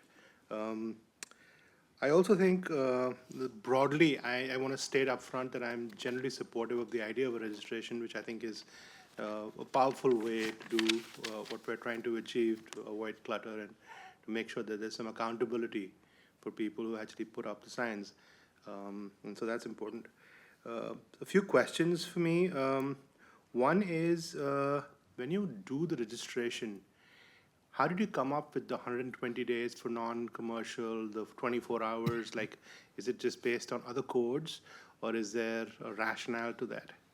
Yeah, it's a combination of looking at a lot of other jurisdictions and seeing their updated sign codes and what they're doing, as well as there's lots of great resources for cities that are updating their sign codes that are kind of the industry standard and norm from the International Sign Association and some other partners that we're able to reference and use as well. Are they renewable, your registrations?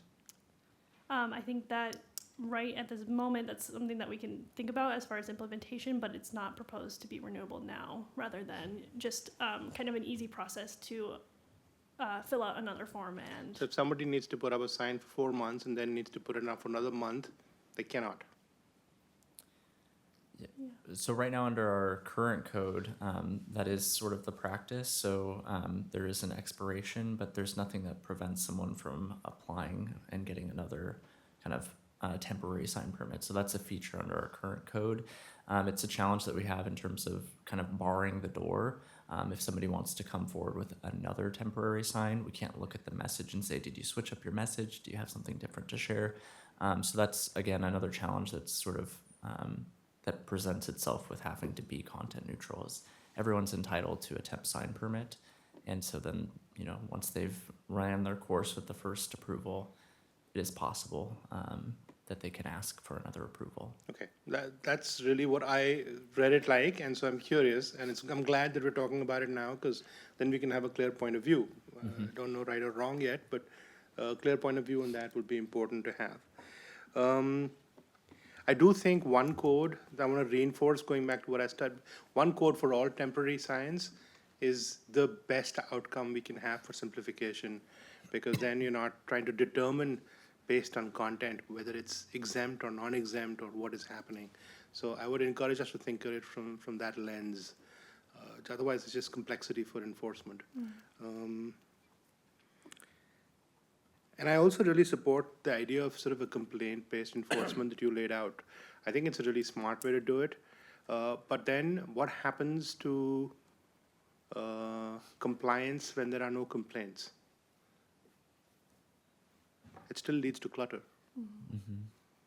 Yeah, I mean, that is the policy, is that we are a complaint-based enforcement operation at the city.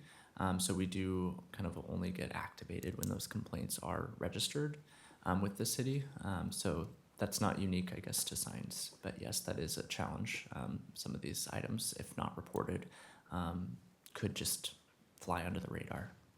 Okay, and the reason I was going there is just, and I'll stop after this, is that maybe there might be some thought given to the idea of if you're going to have a registration and you're going to have a time period, and if there is no complaint, there could still be some, I don't know whether it's a penalty, I don't know what that action is for enforcement, for non-compliance.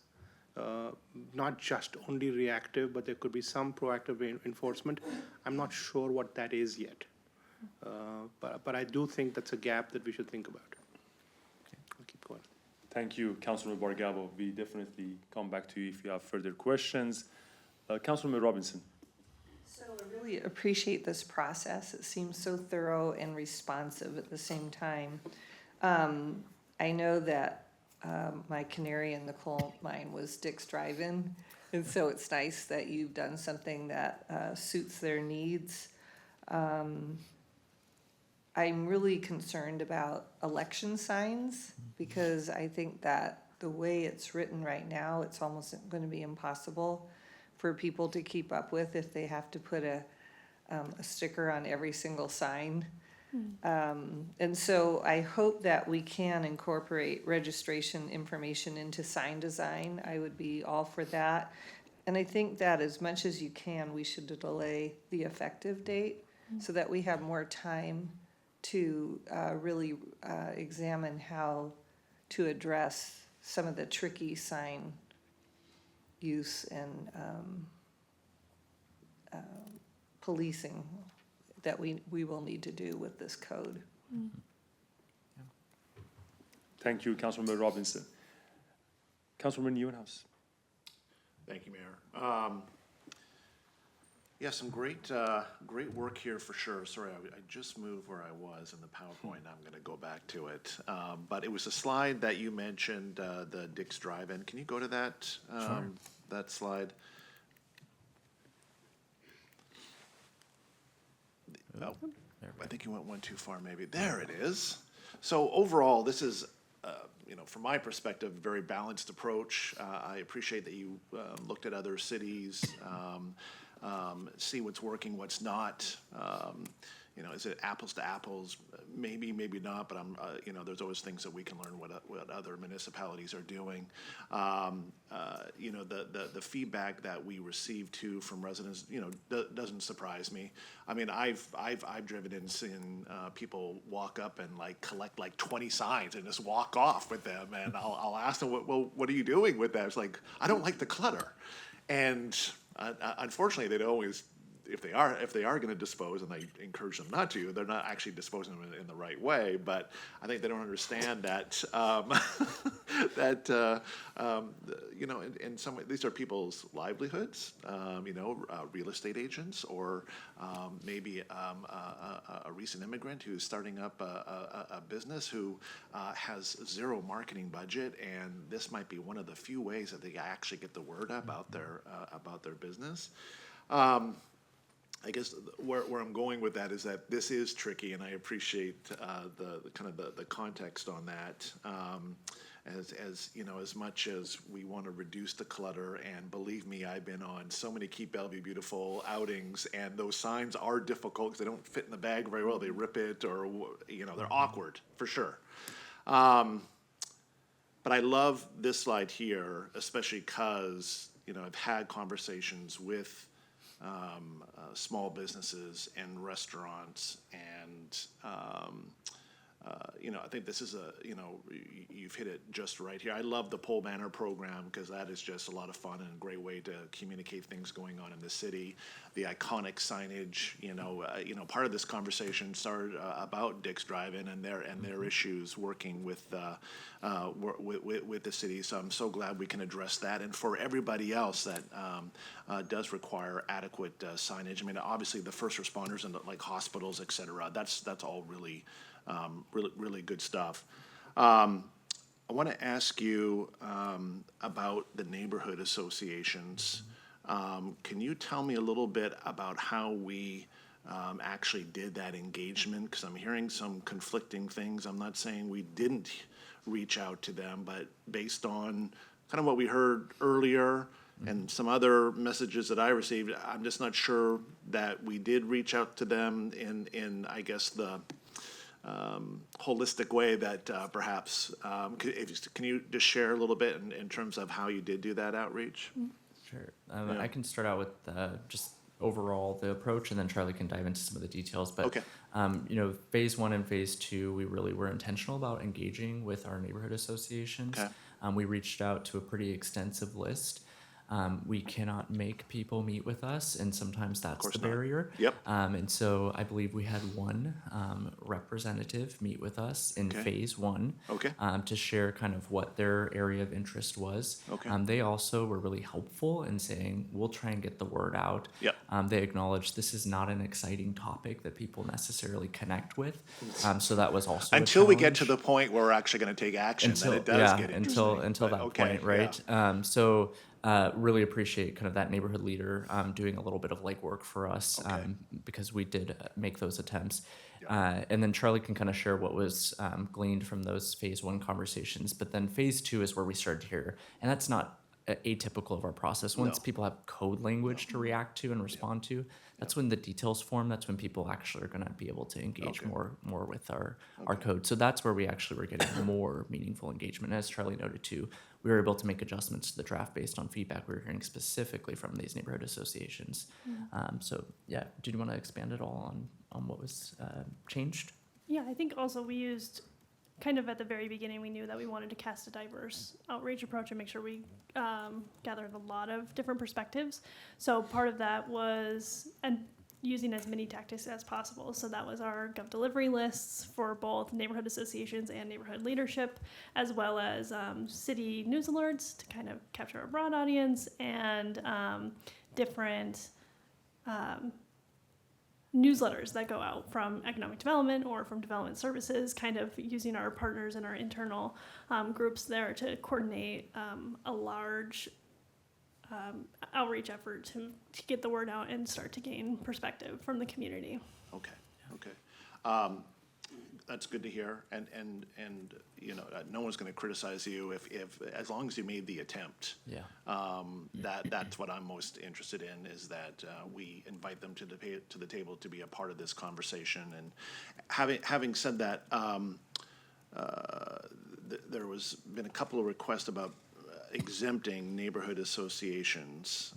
Would like to get your thoughts on that, just because they do play a very important role, right, in the city. That you know, there is a partnership there, and we count on them in helping get the word about things just like this too.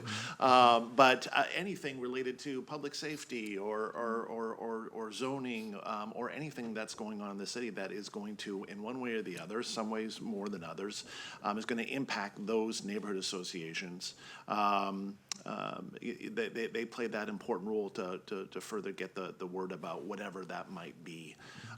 So when they're looking for an exemption, it's because you know, that's a required extra step.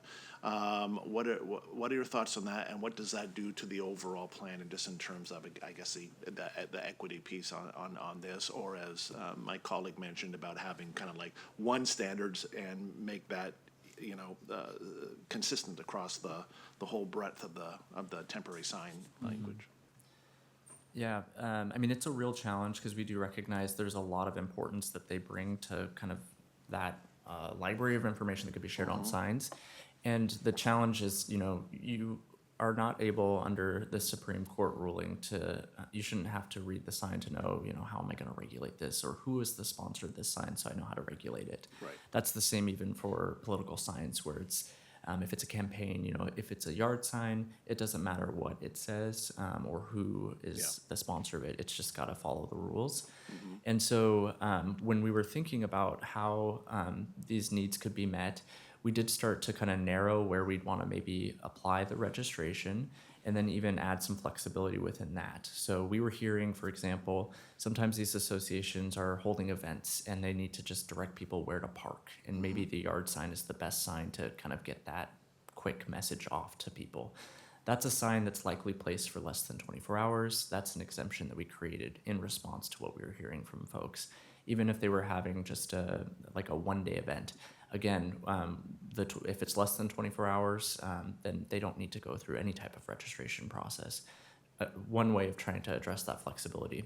We're also hearing A-board signs could be more useful for them in some cases. It's more of an upfront cost perhaps, but it could, you know, prove to have more of a longer lifespan for them.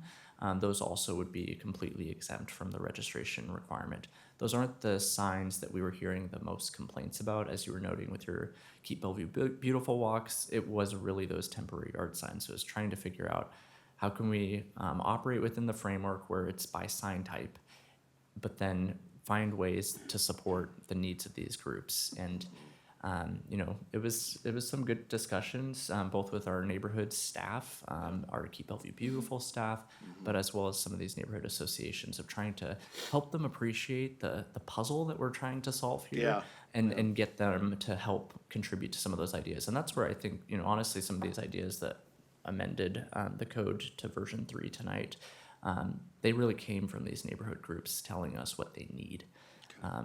It's going to be hard to meet all of their needs given the framework we have to operate in, but we do feel like we've made a really strong attempt to address the bulk of those needs. Knowing that a lot of times these associations don't have much of a budget or any budget, are we creating a not very equitable situation where some might be able to afford an A-frame and then therefore they're exempt, versus others that need a cheaper solution, but yet now we're forcing them to take an extra step and they need to register? Yeah. Is that equitable? Because then we might see, the more affluent neighborhood associations, yeah, sure, no big deal, let's just buy these. But others might not be able to. Like, not every neighborhood association has dues. Some do, some don't. What are your thoughts on that? Yeah, I mean, that is a very valid point, and that is something that could be one of those unintended consequences. I would also say the way that we're looking at the registration program, we're not necessarily looking to capture any sort of revenue from this program, so there's Right. not necessarily a fee tied to it. Sure. But it is kind of another step or another process piece that they'd have to navigate.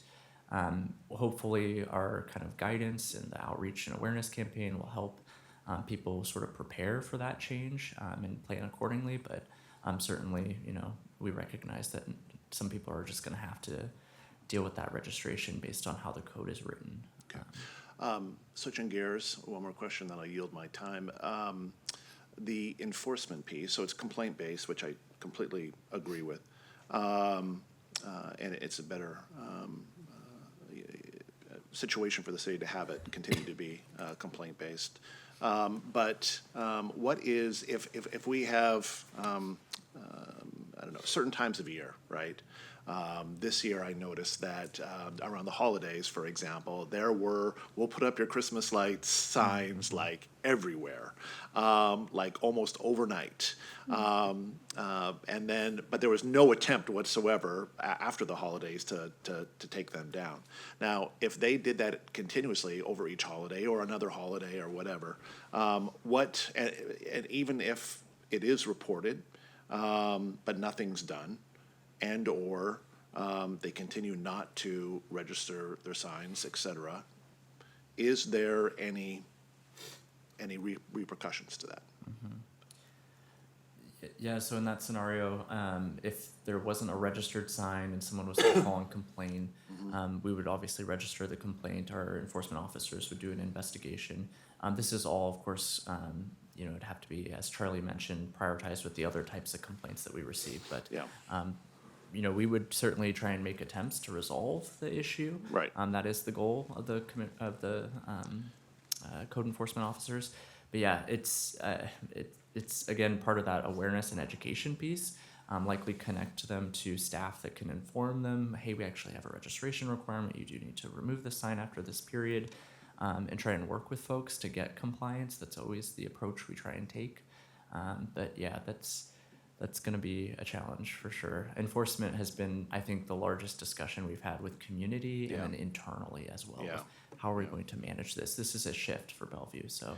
No, 100%. And again, I'm not thinking about the local restaurateur or the local business. I'm thinking of those that blatantly come in and drop signs everywhere on the city, and they have zero intent on ever picking them up. That's my biggest concern, and that's where, if I'm not really in favor at all of any kind of enforcement, but if there is one, it's those that blanket the city, and they usually, it's very clear. I don't think anyone's putting up Christmas lights after January 1st, right? So if those don't start coming down, it's clear they're never going to, and unless there's maybe a little bit of teeth in there, I'm not really sure they ever will. So I know that's not addressed in here right now, but I just wanted to raise it as a topic point tonight. I'll stop there. Thanks, Mayor. Thank you so much. Councilmember Smotherberry. Thank you for the code, by the way. I think this is equally exciting as FIFA. I mean, as you know, because I think for business and also for events, like there could be make it or break it situation. So the signs be really helpful, informational. I just have a few questions to clarify it. So for example, for real estate signs, right? So for the open house will be a A-frame sign. And then, but what about, so the for sale sign will be the registration for the yard sign? The for sale sign, I think, would fit better under a different temporary sign category. It's called the quarter sheet. Okay. And that has different standards than the temporary yard sign, and it's also in the exempt section. So that would not be required to get the registration either. Okay, great. Because my question was because it's different market, different time. So I think it costs money for the realtors to actually put on that place. So maybe like that's why it's good to know this exempt. That's great. Thank you. My next question is, so there's one part about the permitting and then the wall banner. I don't know if this temporary sign, what about like chalk art or things people write during protest? I think it's like freedom of speech, and sometimes they make it beautiful, sometimes it doesn't. Like, but since I'm looking at the wall banners, if it's like so big, what I see is I see our staff work really hard the next day cleaning on their knees in the rain day and shine, and I feel really sad. And I wonder if there's any way we can like think about it like that way. You can express your feelings and it's okay, but if there's anything we can like, I don't know, I'm just trying to brainstorm because I feel really sad when I see our staff on their knees just scrubbing it. So let me know what you think, and we research, and I think I talked to Diane a little bit as well. I see a lot of them still happening in one like major street, so if with the FIFA coming, I think it's gonna affect how our city look like too. I think one last question is, I'm kind of with Jared, so on the timeline about the communication with the residents, how are we gonna decide the time we are between each steps? Like the time limit? The time limit between, Like, so for example, like, how many days can we give this person put it a sign where it's no action, then we just, I guess you throw it away, or person like this business get a penalty because they leave the sign everywhere, like the Christmas light? Like, how are we deciding the timeline? Like, we give you like a warning, right? Yeah. Like, how would we do that?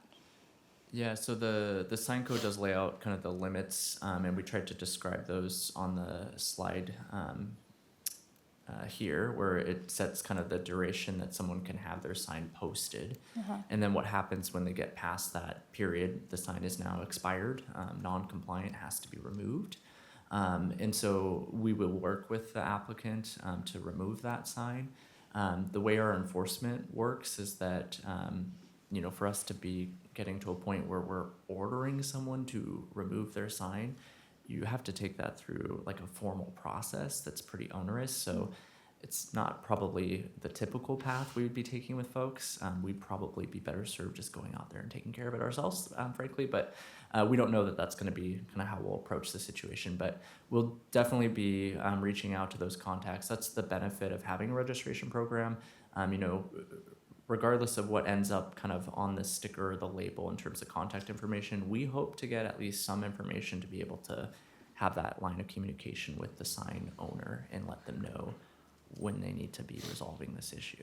So for the unregistered sign, they will be taken out by default then? Is that how, can you help me to understand that Not part? necessarily, because again, we're going to be complaint based, and then every situation is going to have a different set of kind of circumstances that have to be looked at. So our enforcement officers, again, are going to try and make attempts to get those signs removed. We're not always interested in going out and taking someone's property and then storing it back at City Hall. I don't know that we have space. We're going through a whole space planning effort right now too. Yeah. So, you know, we have to be able to think about this on a case-by-case basis. Yeah. We'd certainly probably prioritize anything that's going to pose a risk or a safety hazard that we might address more directly, but otherwise I think, you know, it's going to have to be really dependent on the situation. Okay, I think like one suggestion I would have, would be, I think making the clear case very clear and very uniform, just because I think, you know, a sign to me, maybe I think it's really hazardous to look, make me distracted, I cannot even focus on the street, but somebody, maybe they think it's a piece of art, right? Like, I think it's very subjective, so I think help the people who have the sign more, I think clear is kind, so make sure that they're not wasting their money putting a sign that's gonna endanger somebody's life. Yeah, thank you. That's great. Thank you so much. Deputy Mayor. Great. Thank you, Mayor. Thank you for the presentation. A lot of really good work here. Thank you for that. I do think it is time for a significant rewrite, so I'm glad we started that process. More code clarity and speedy permit issuing will automatically bring more compliance. This code modernization will help make sure businesses are easier to find, sign approvals are faster, and Bellevue stays visually first class. I also appreciate the attention that has been paid to electronic message center signs. The proposed code effectively and appropriately puts tight limits on the location, size, brightness, motion, and operating hours for those types of signs. I think that is really important for community members who encounter those kind of signs regularly. I like the idea of registering signs. The proliferation of temporary signs in the city has gotten out of hand, and it is certainly something that, like my colleagues, I hear quite a bit about. Having a little bit of struggle, though, with the registration provisions in the draft code, and I know there is more work to be done and more details to be figured out. Couple of questions here. So a sign needs a registration or a permit depending on type, but not both, outside of just kind of like exempt signs. Would you have to get a permit and register any kinds of signs, or one or the other, or just nothing at all? Yeah, it's set up as one or the other. Okay. So the larger signs are falling under that permit, and then just the temporary yard signs that are in the registration. Okay. And then I'm curious about the My Bellevue app, and if we're planning any updates to make it easier for community members to alert us to unregistered signs. Yeah, that's one thing that we heard during initial outreach, is that that had been used in the past for sign complaints, and it's something that we can also look forward for implementation in the future as well, if that's worked well in the past, relying on that again. I do think the proof of registration should be very generic, something simple to display, and essentially only show the proof of registration and nothing more. Publicly available registration information, as the example on slide 15 shows, could be misused possibly. And so, but I do think if we're going to have it, maybe it's somewhere where it could be anonymized, maybe on a city webpage, but not on the sign itself. Also concerned that someone may put themselves in harm's way trying to get the contact information on a sign. Signs wind up in medians and other dangerous places, and we don't want anyone getting hurt trying to get to the sign. I think, yeah, as I mentioned, the personal contact information being misused. So I think maybe some kind of a very generic decal or something along those lines might be better. And then to a lesser degree, just looking at this example here, I'm concerned that the city's logo on a sign could serve as a stamp of approval for the content of the sign and not just with code compliance. So I think this looks very good. I just think we need to be very careful with the registration program. And I think your plan, obviously, as you've laid out, to continue your outreach efforts through the end of the year to develop and implement the necessary programs and processes, such as the temporary sign registration program, and then also allowing time for education, outreach, and awareness. That makes a lot of sense. I'm really glad you built that in. So look forward to seeing the final code when it's done and ready to move forward. Thank you, Mayor. Thank you so much, Deputy Mayor. Councilor Bargava, do you want to ask further questions? If you want to go first, you can. No, you go ahead. Okay, mine actually, I'm going to try to keep it really simple because one of my biggest issues was what Councilmember Robinson and then the Deputy Mayor brought up. I'm really concerned with this put your name and number on every sign. It's for many reasons I'm not going to repeat because the Deputy Mayor laid it out really well. I feel a lot of concern for that. So some simplification there is something that I would really encourage us to think about. You could take a picture of your sign and put it up with your registration with your phone. And if the picture is on, that's all you really need. Someone can go look up the registration to make a complaint, whether it's registered or not or something. I don't want to solve or problem solve here, obviously, for you, but just the idea of that, if I was to put up a sign and I had to put my own cell phone number on it, because that's the only number I have, I would be concerned that I'm putting it out with my name on it. It just doesn't resonate with me. And then very quickly, clarifications.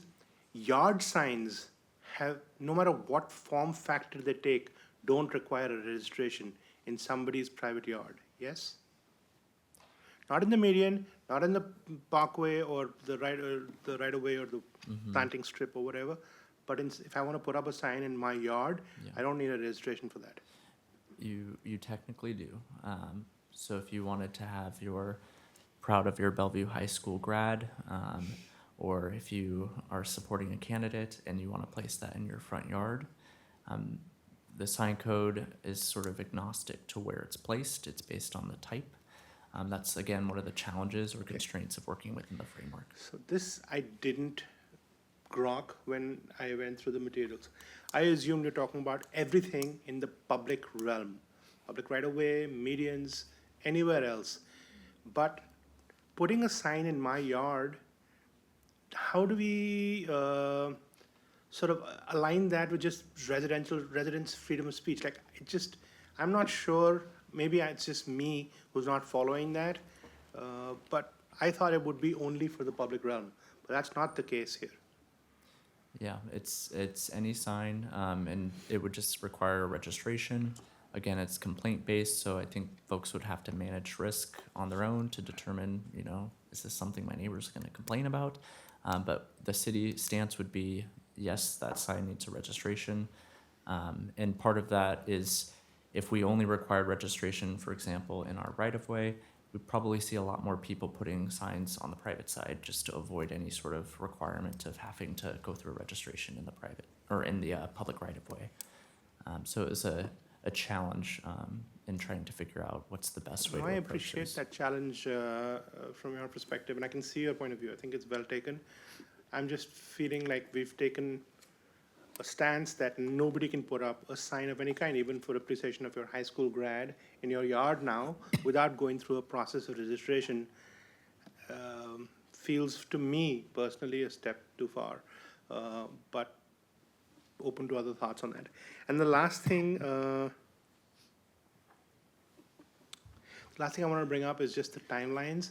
I know, for example, when we do open houses, and I see this frequently for realtors or in situations like that where it's a weekend. So thinking about a 48-hour window where one doesn't need to take down and put up, or maybe that's just something that can be simplified, might be a consideration. I'll just throw it out there because I feel like that might be more workable for many instances. Like if you have a weekend event or something like that, a community gathering event, you don't have to worry about things for 24 hours, but you can do it for 48 hours over the whole weekend. Makes it simpler. This is a suggestion. That's it. Thank you. Councilman Newhouse. Thank you. Councilmember Bograva, thank you for bringing that up, because I too misinterpreted that. I thought we were speaking of just in the public realm, not on your own private property. I would be adamantly opposed to having to register a sign that you want to have on your own private property. That's a line in the sand for me.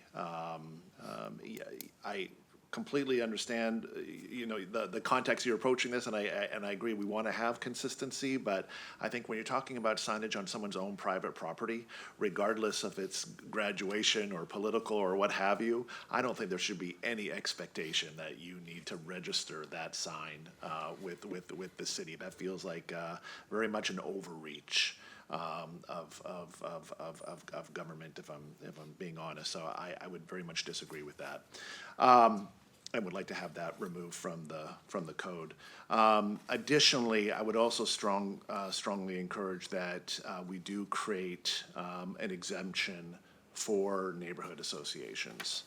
I think it's appropriate, the role that they play. Also, they're probably a group we at least have to worry about the proliferation of their signs. I mean, these are people who care deeply about our community, about their neighborhood. If they put out signs, regardless if it's 24 hours or 30 days, they're going to pick them up and dispose of them correctly, or keep them for later use. I don't like the inequality there in terms of exemption and what's not exempt, and I think we should treat all those associations equally. And then again, the important role they play in our city as we continue to work with them. They are a partner. They do disseminate important information for us. We're constantly asking for their opinion, et cetera. I just think that plays an important role kind of in our ecosystem, and I don't want to make these volunteers have to jump through any other hoops whatsoever. So I would hope my colleagues would support me in that as well. So thank you so much. Thank you. Yes. Councilman Robinson. Well, Councilmember Newhouse brought up some things that he doesn't appreciate in the recommendation, I would like staff's comments on that about what you want to have removed, whether that's something you recommend, what the implications would be. So we'd love to be able to get back to you all on that. Okay. There's a certain amount of risk that's associated with some of these pathways, so we just want to make sure we're understanding that, and maybe, appreciate kind of the nudge to take another look at this. I think we'd be able to come back with that type of response. Okay, thank you. Yeah. Great. Anyone else? Yeah, go ahead, Councilor Briar. Thank you, Mayor. I'd like to understand the risk associated with the pathways in terms of bifurcating the public and private realms, because what comes to mind is a logical consistency and application of registration requirements on these signs, because what's the difference between like a Seahawks flag that my neighbor annoyingly flies all the time because I'm a Patriots fan versus like a graduate sign or something like that, right? Thank you. And so I guess the point is like, but in all seriousness, you're the expert here. Maybe there are some risks associated with that. I'd like to nudge you to take a look at those options and potentially come back if that's possible. But I think I'd like to understand more. Thank you. Great. Anyone else wants to go and ask more questions? Great. I just wanted to appreciate you all. Like, as a simple topic in our brain, signage.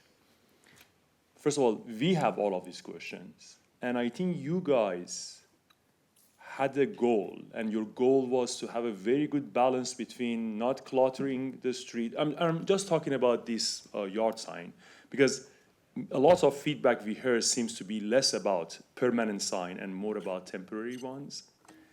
And you guys work so hard, in my opinion, to evaluate all of these different rules, regulations, simplification, court law, and then come up with something that to me is striking the balance that, hey, we don't want it to clutter, but also we want business or other entities does what they want by talking about their work or their business or their candidacy. Great job. I think you guys have done a fantastic job. Again, I cannot believe how much time probably you spent to come up with this draft that it seems simple, signage. So I just wanted to appreciate you. Great work. And it seems you guys are coming back with some, after hearing everything, you are coming with some kind of ideas and maybe thought. My only question is that I just wanted to even maybe add to your plate is, and again, just talking about this temporary sign. Are you guys going to follow some metric that hey, we are going to do this registration? The goal is to make the enforcement easier and achieve the goal of not cluttering. And we do it 1 year. And then for all of the reasons that we just talked, we don't see any change. The cluttering is there, the enforcement is not, no one is calling you, or they call you, you give the number, nothing happens. Are we going to have a checkpoint after implementing that as a pilot or as a 1 year or as a 2 years? Yeah, that is sort of how we've been imagining this playing out. Is I think we'll see kind of how it's working, and then be able to either we would be able to come back and help you all understand how it's working, or you'll hear from the community how it's working. But we do expect to kind of monitor what the implementation looks like. And also knowing that this is a really new approach to Bellevue, so just wanting to give us a little space to kind of learn together on what the best approach might be, is kind of how we were thinking about this. Great, thank you so much. Yeah. If I might, and I don't want to put Nick on the spot here, but I want to make sure that if he has any questions to ask you about clarifying what you want to have brought back, that he has an opportunity to do that. Do you have any questions? Well, maybe I can share what I understood that you all would like to take a look at. So a little more understanding around the registration requirements for yard signs, some ideas on what the registration kind of form or process could look like. And then questions around more of the like ideological signage and signage for other purposes, and understanding kind of if there's a way to look at those differently. Or public realm side, maybe actually let's let's hear from you all what. I think there are three main, maybe four main things. One is what we put on the sign and how easy it is, and maybe not put information on the sign that can hunt someone easily. I think the other thing is public places versus private places. My house yard is different than I think the median. The other thing that Councilman Yoon has brought, maybe some exception for some group, neighborhood association in this thing. And I think Councilman Briard, again, I think we are going to deep into exception, and I'm not sure how you are going to advise us, but I think she brought, okay, what is the difference between a sign that I'm just inviting my neighborhood to my child graduation, or versus I am annoying my neighbor by being a Patriots fan? Yeah, please. Contention number 2 was what I was concerned about, which was understanding the private versus public realm, and I used a poor example, so my apologies. Okay. So just difference between public and private. That's what I've heard, and I think if you guys can come back with some, great. Great, thanks for clarifying. Good. Thank you very much. Thank you so much. We have another amazing ordinance, Ordinance 6912. Thank you, Mayor, Deputy Mayor, and Council. Occasionally, and we do look for these opportunities, market conditions provide us a chance to refinance or refund bonds that we have outstanding, and we have an opportunity now to do that with some bonds that were refinanced in 2015. And in doing that, we have a requirement that they yield, that the action would yield savings to the city and the taxpayers. And so tonight, John Risha, our Director of Finance and Asset Management, and our Chief Financial Officer, and Michael Chandler, our Assistant Director and Controller, are here to explain a proposed reissuance or refunding related to those bonds, what it means, and to seek potential action on an issuance. So with that, I'll hand it over to John. Thank you, City Manager Carlson. Good evening, Mayor Malakutian, Deputy Mayor Hamilton, and members of council. Tonight, we bring before you an action, and I will paraphrase, to consider adopting an ordinance to issue bonds in an amount not to exceed $90 million for those purposes that are listed here in the action. Our agenda, we have a brief background, and we will discuss the details of the bonds, as well as the anticipated timeline and what comes next. So the background, the city did issue bonds back in 2015 that became eligible for refunding in 2025. Typically, when bonds become available for refunding, the city, along with our municipal advisor, analyze the opportunity, and the analysis determines the measure of the savings we hope to achieve, and determine whether it's a worthwhile endeavor. We have two components of the bonds that will be a refunding as well as new money. And it's standard that the cost of issuance come out of the proceeds of the bonds. And then we have the term refunding that we're using. So we wanted to provide some context for that might be familiar to all of us. So conceptually, refunding can be thought of as a refinancing. If you think of your home mortgage, if you have an 8% home mortgage and your bank can get you a lower interest rate at, say, 6%, you would take the opportunity to refinance your mortgage, and you're exchanging one debt for another. While bonds are similar, the bond transactions are a much more complicated transaction. So we'll move into the bonds. So I did discuss savings there in the background section. This provides a little more detail. The city policy does require a minimum of 3% savings. That's our debt policy. for any refunding. Our last calculation prior to developing the agenda memo showed a savings of approximately 1.7 million over the life of the bonds. While that won't be the final number, because there are market and economic conditions that will fluctuate between now and the bond sale, that's the calculation we made. Then the last bullet there, part of the proceeds will be used for property acquisition. One aspect of the process for refunding that we didn't put in the slide deck, but I think it's worth noting, is the method of sale. We intend to use a negotiated sale method. We are currently running a competitive process to select an underwriter to work with the city and our municipal advisor. This method of selecting the underwriter early in the process actually helps us achieve the best outcome for the city. Typically, that results in better interest rates and lower debt issuance costs. Michael, if I might add, as we've talked about from a broader economic condition, the market is, like the economy, extremely bouncy.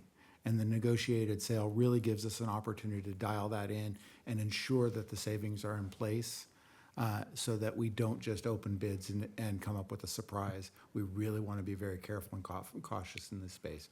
And so our advisors have been helping us through that space. And here's some additional detail. Really the most important part of this slide is in the table at the lower right. The amount of the bonds that we will be refunding shows as 53.2 million. The actual number is 53,140,000. And so that's the total of the refunding there. So now we'll move into timing and the next steps. So obviously, we are here today with the authorizing ordinance. The next step is the credit rating call. That's actually on Thursday. And so we have this credit rating call with Standard & Poor's Global, is the rating agency. And a credit rating assesses a city's ability to pay the debt, the principal and interest payments over the life of the bonds. They will review the city's financials, the economic conditions, forecasted revenue streams and expenses, and as well as many other aspects that come into our ability to pay the debt. The city has maintained a AAA rating with S&P for a number of years. As you all may know, AAA rating is the highest rating, and we anticipate the AAA rating to be affirmed by them for this issuance as well. And I guess as an aside, in our past rating presentations to S&P, we've actually pleaded our case for a higher rating tier just for Bellevue, but they've yet to grant that request. Then we'll move into bond closing, which is anticipated to be the week of May 25th.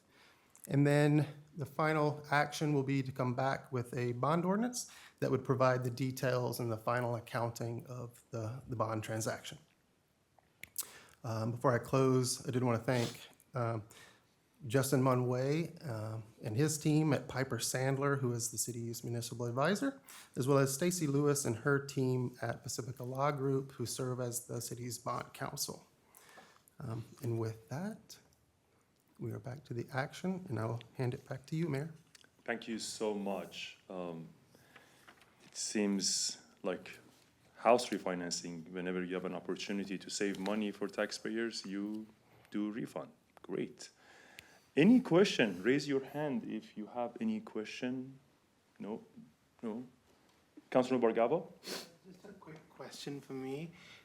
This negotiated process, on that, do we run the risk of leaving any money on the table with a process like that versus an open? You always run the risk of leaving the money on the table, but in partnership with our municipal advisor, we're really taking a good look at that to make sure that we're getting the best deal and the best organization for that process. So it's not just about the offer of the best price, but it's really about the overall debt issuance, because in the end, we'll be a drop in the market. And whenever we drop that line in is what we'll end up getting. And they're going to help manage that for us and manage the risk. We're just in a really good position to be able to manage that risk.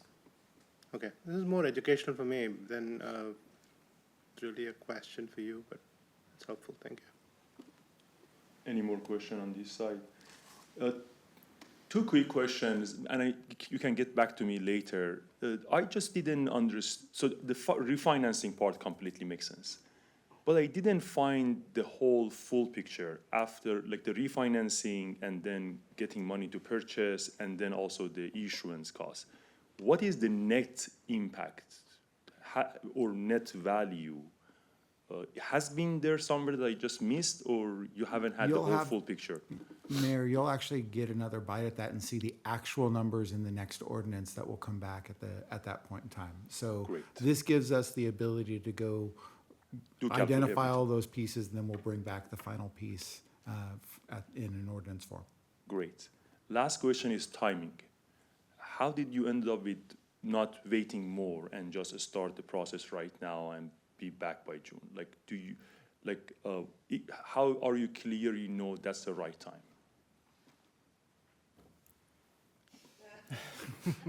It's a combination of watching the market conditions and our readiness as a city to enter that.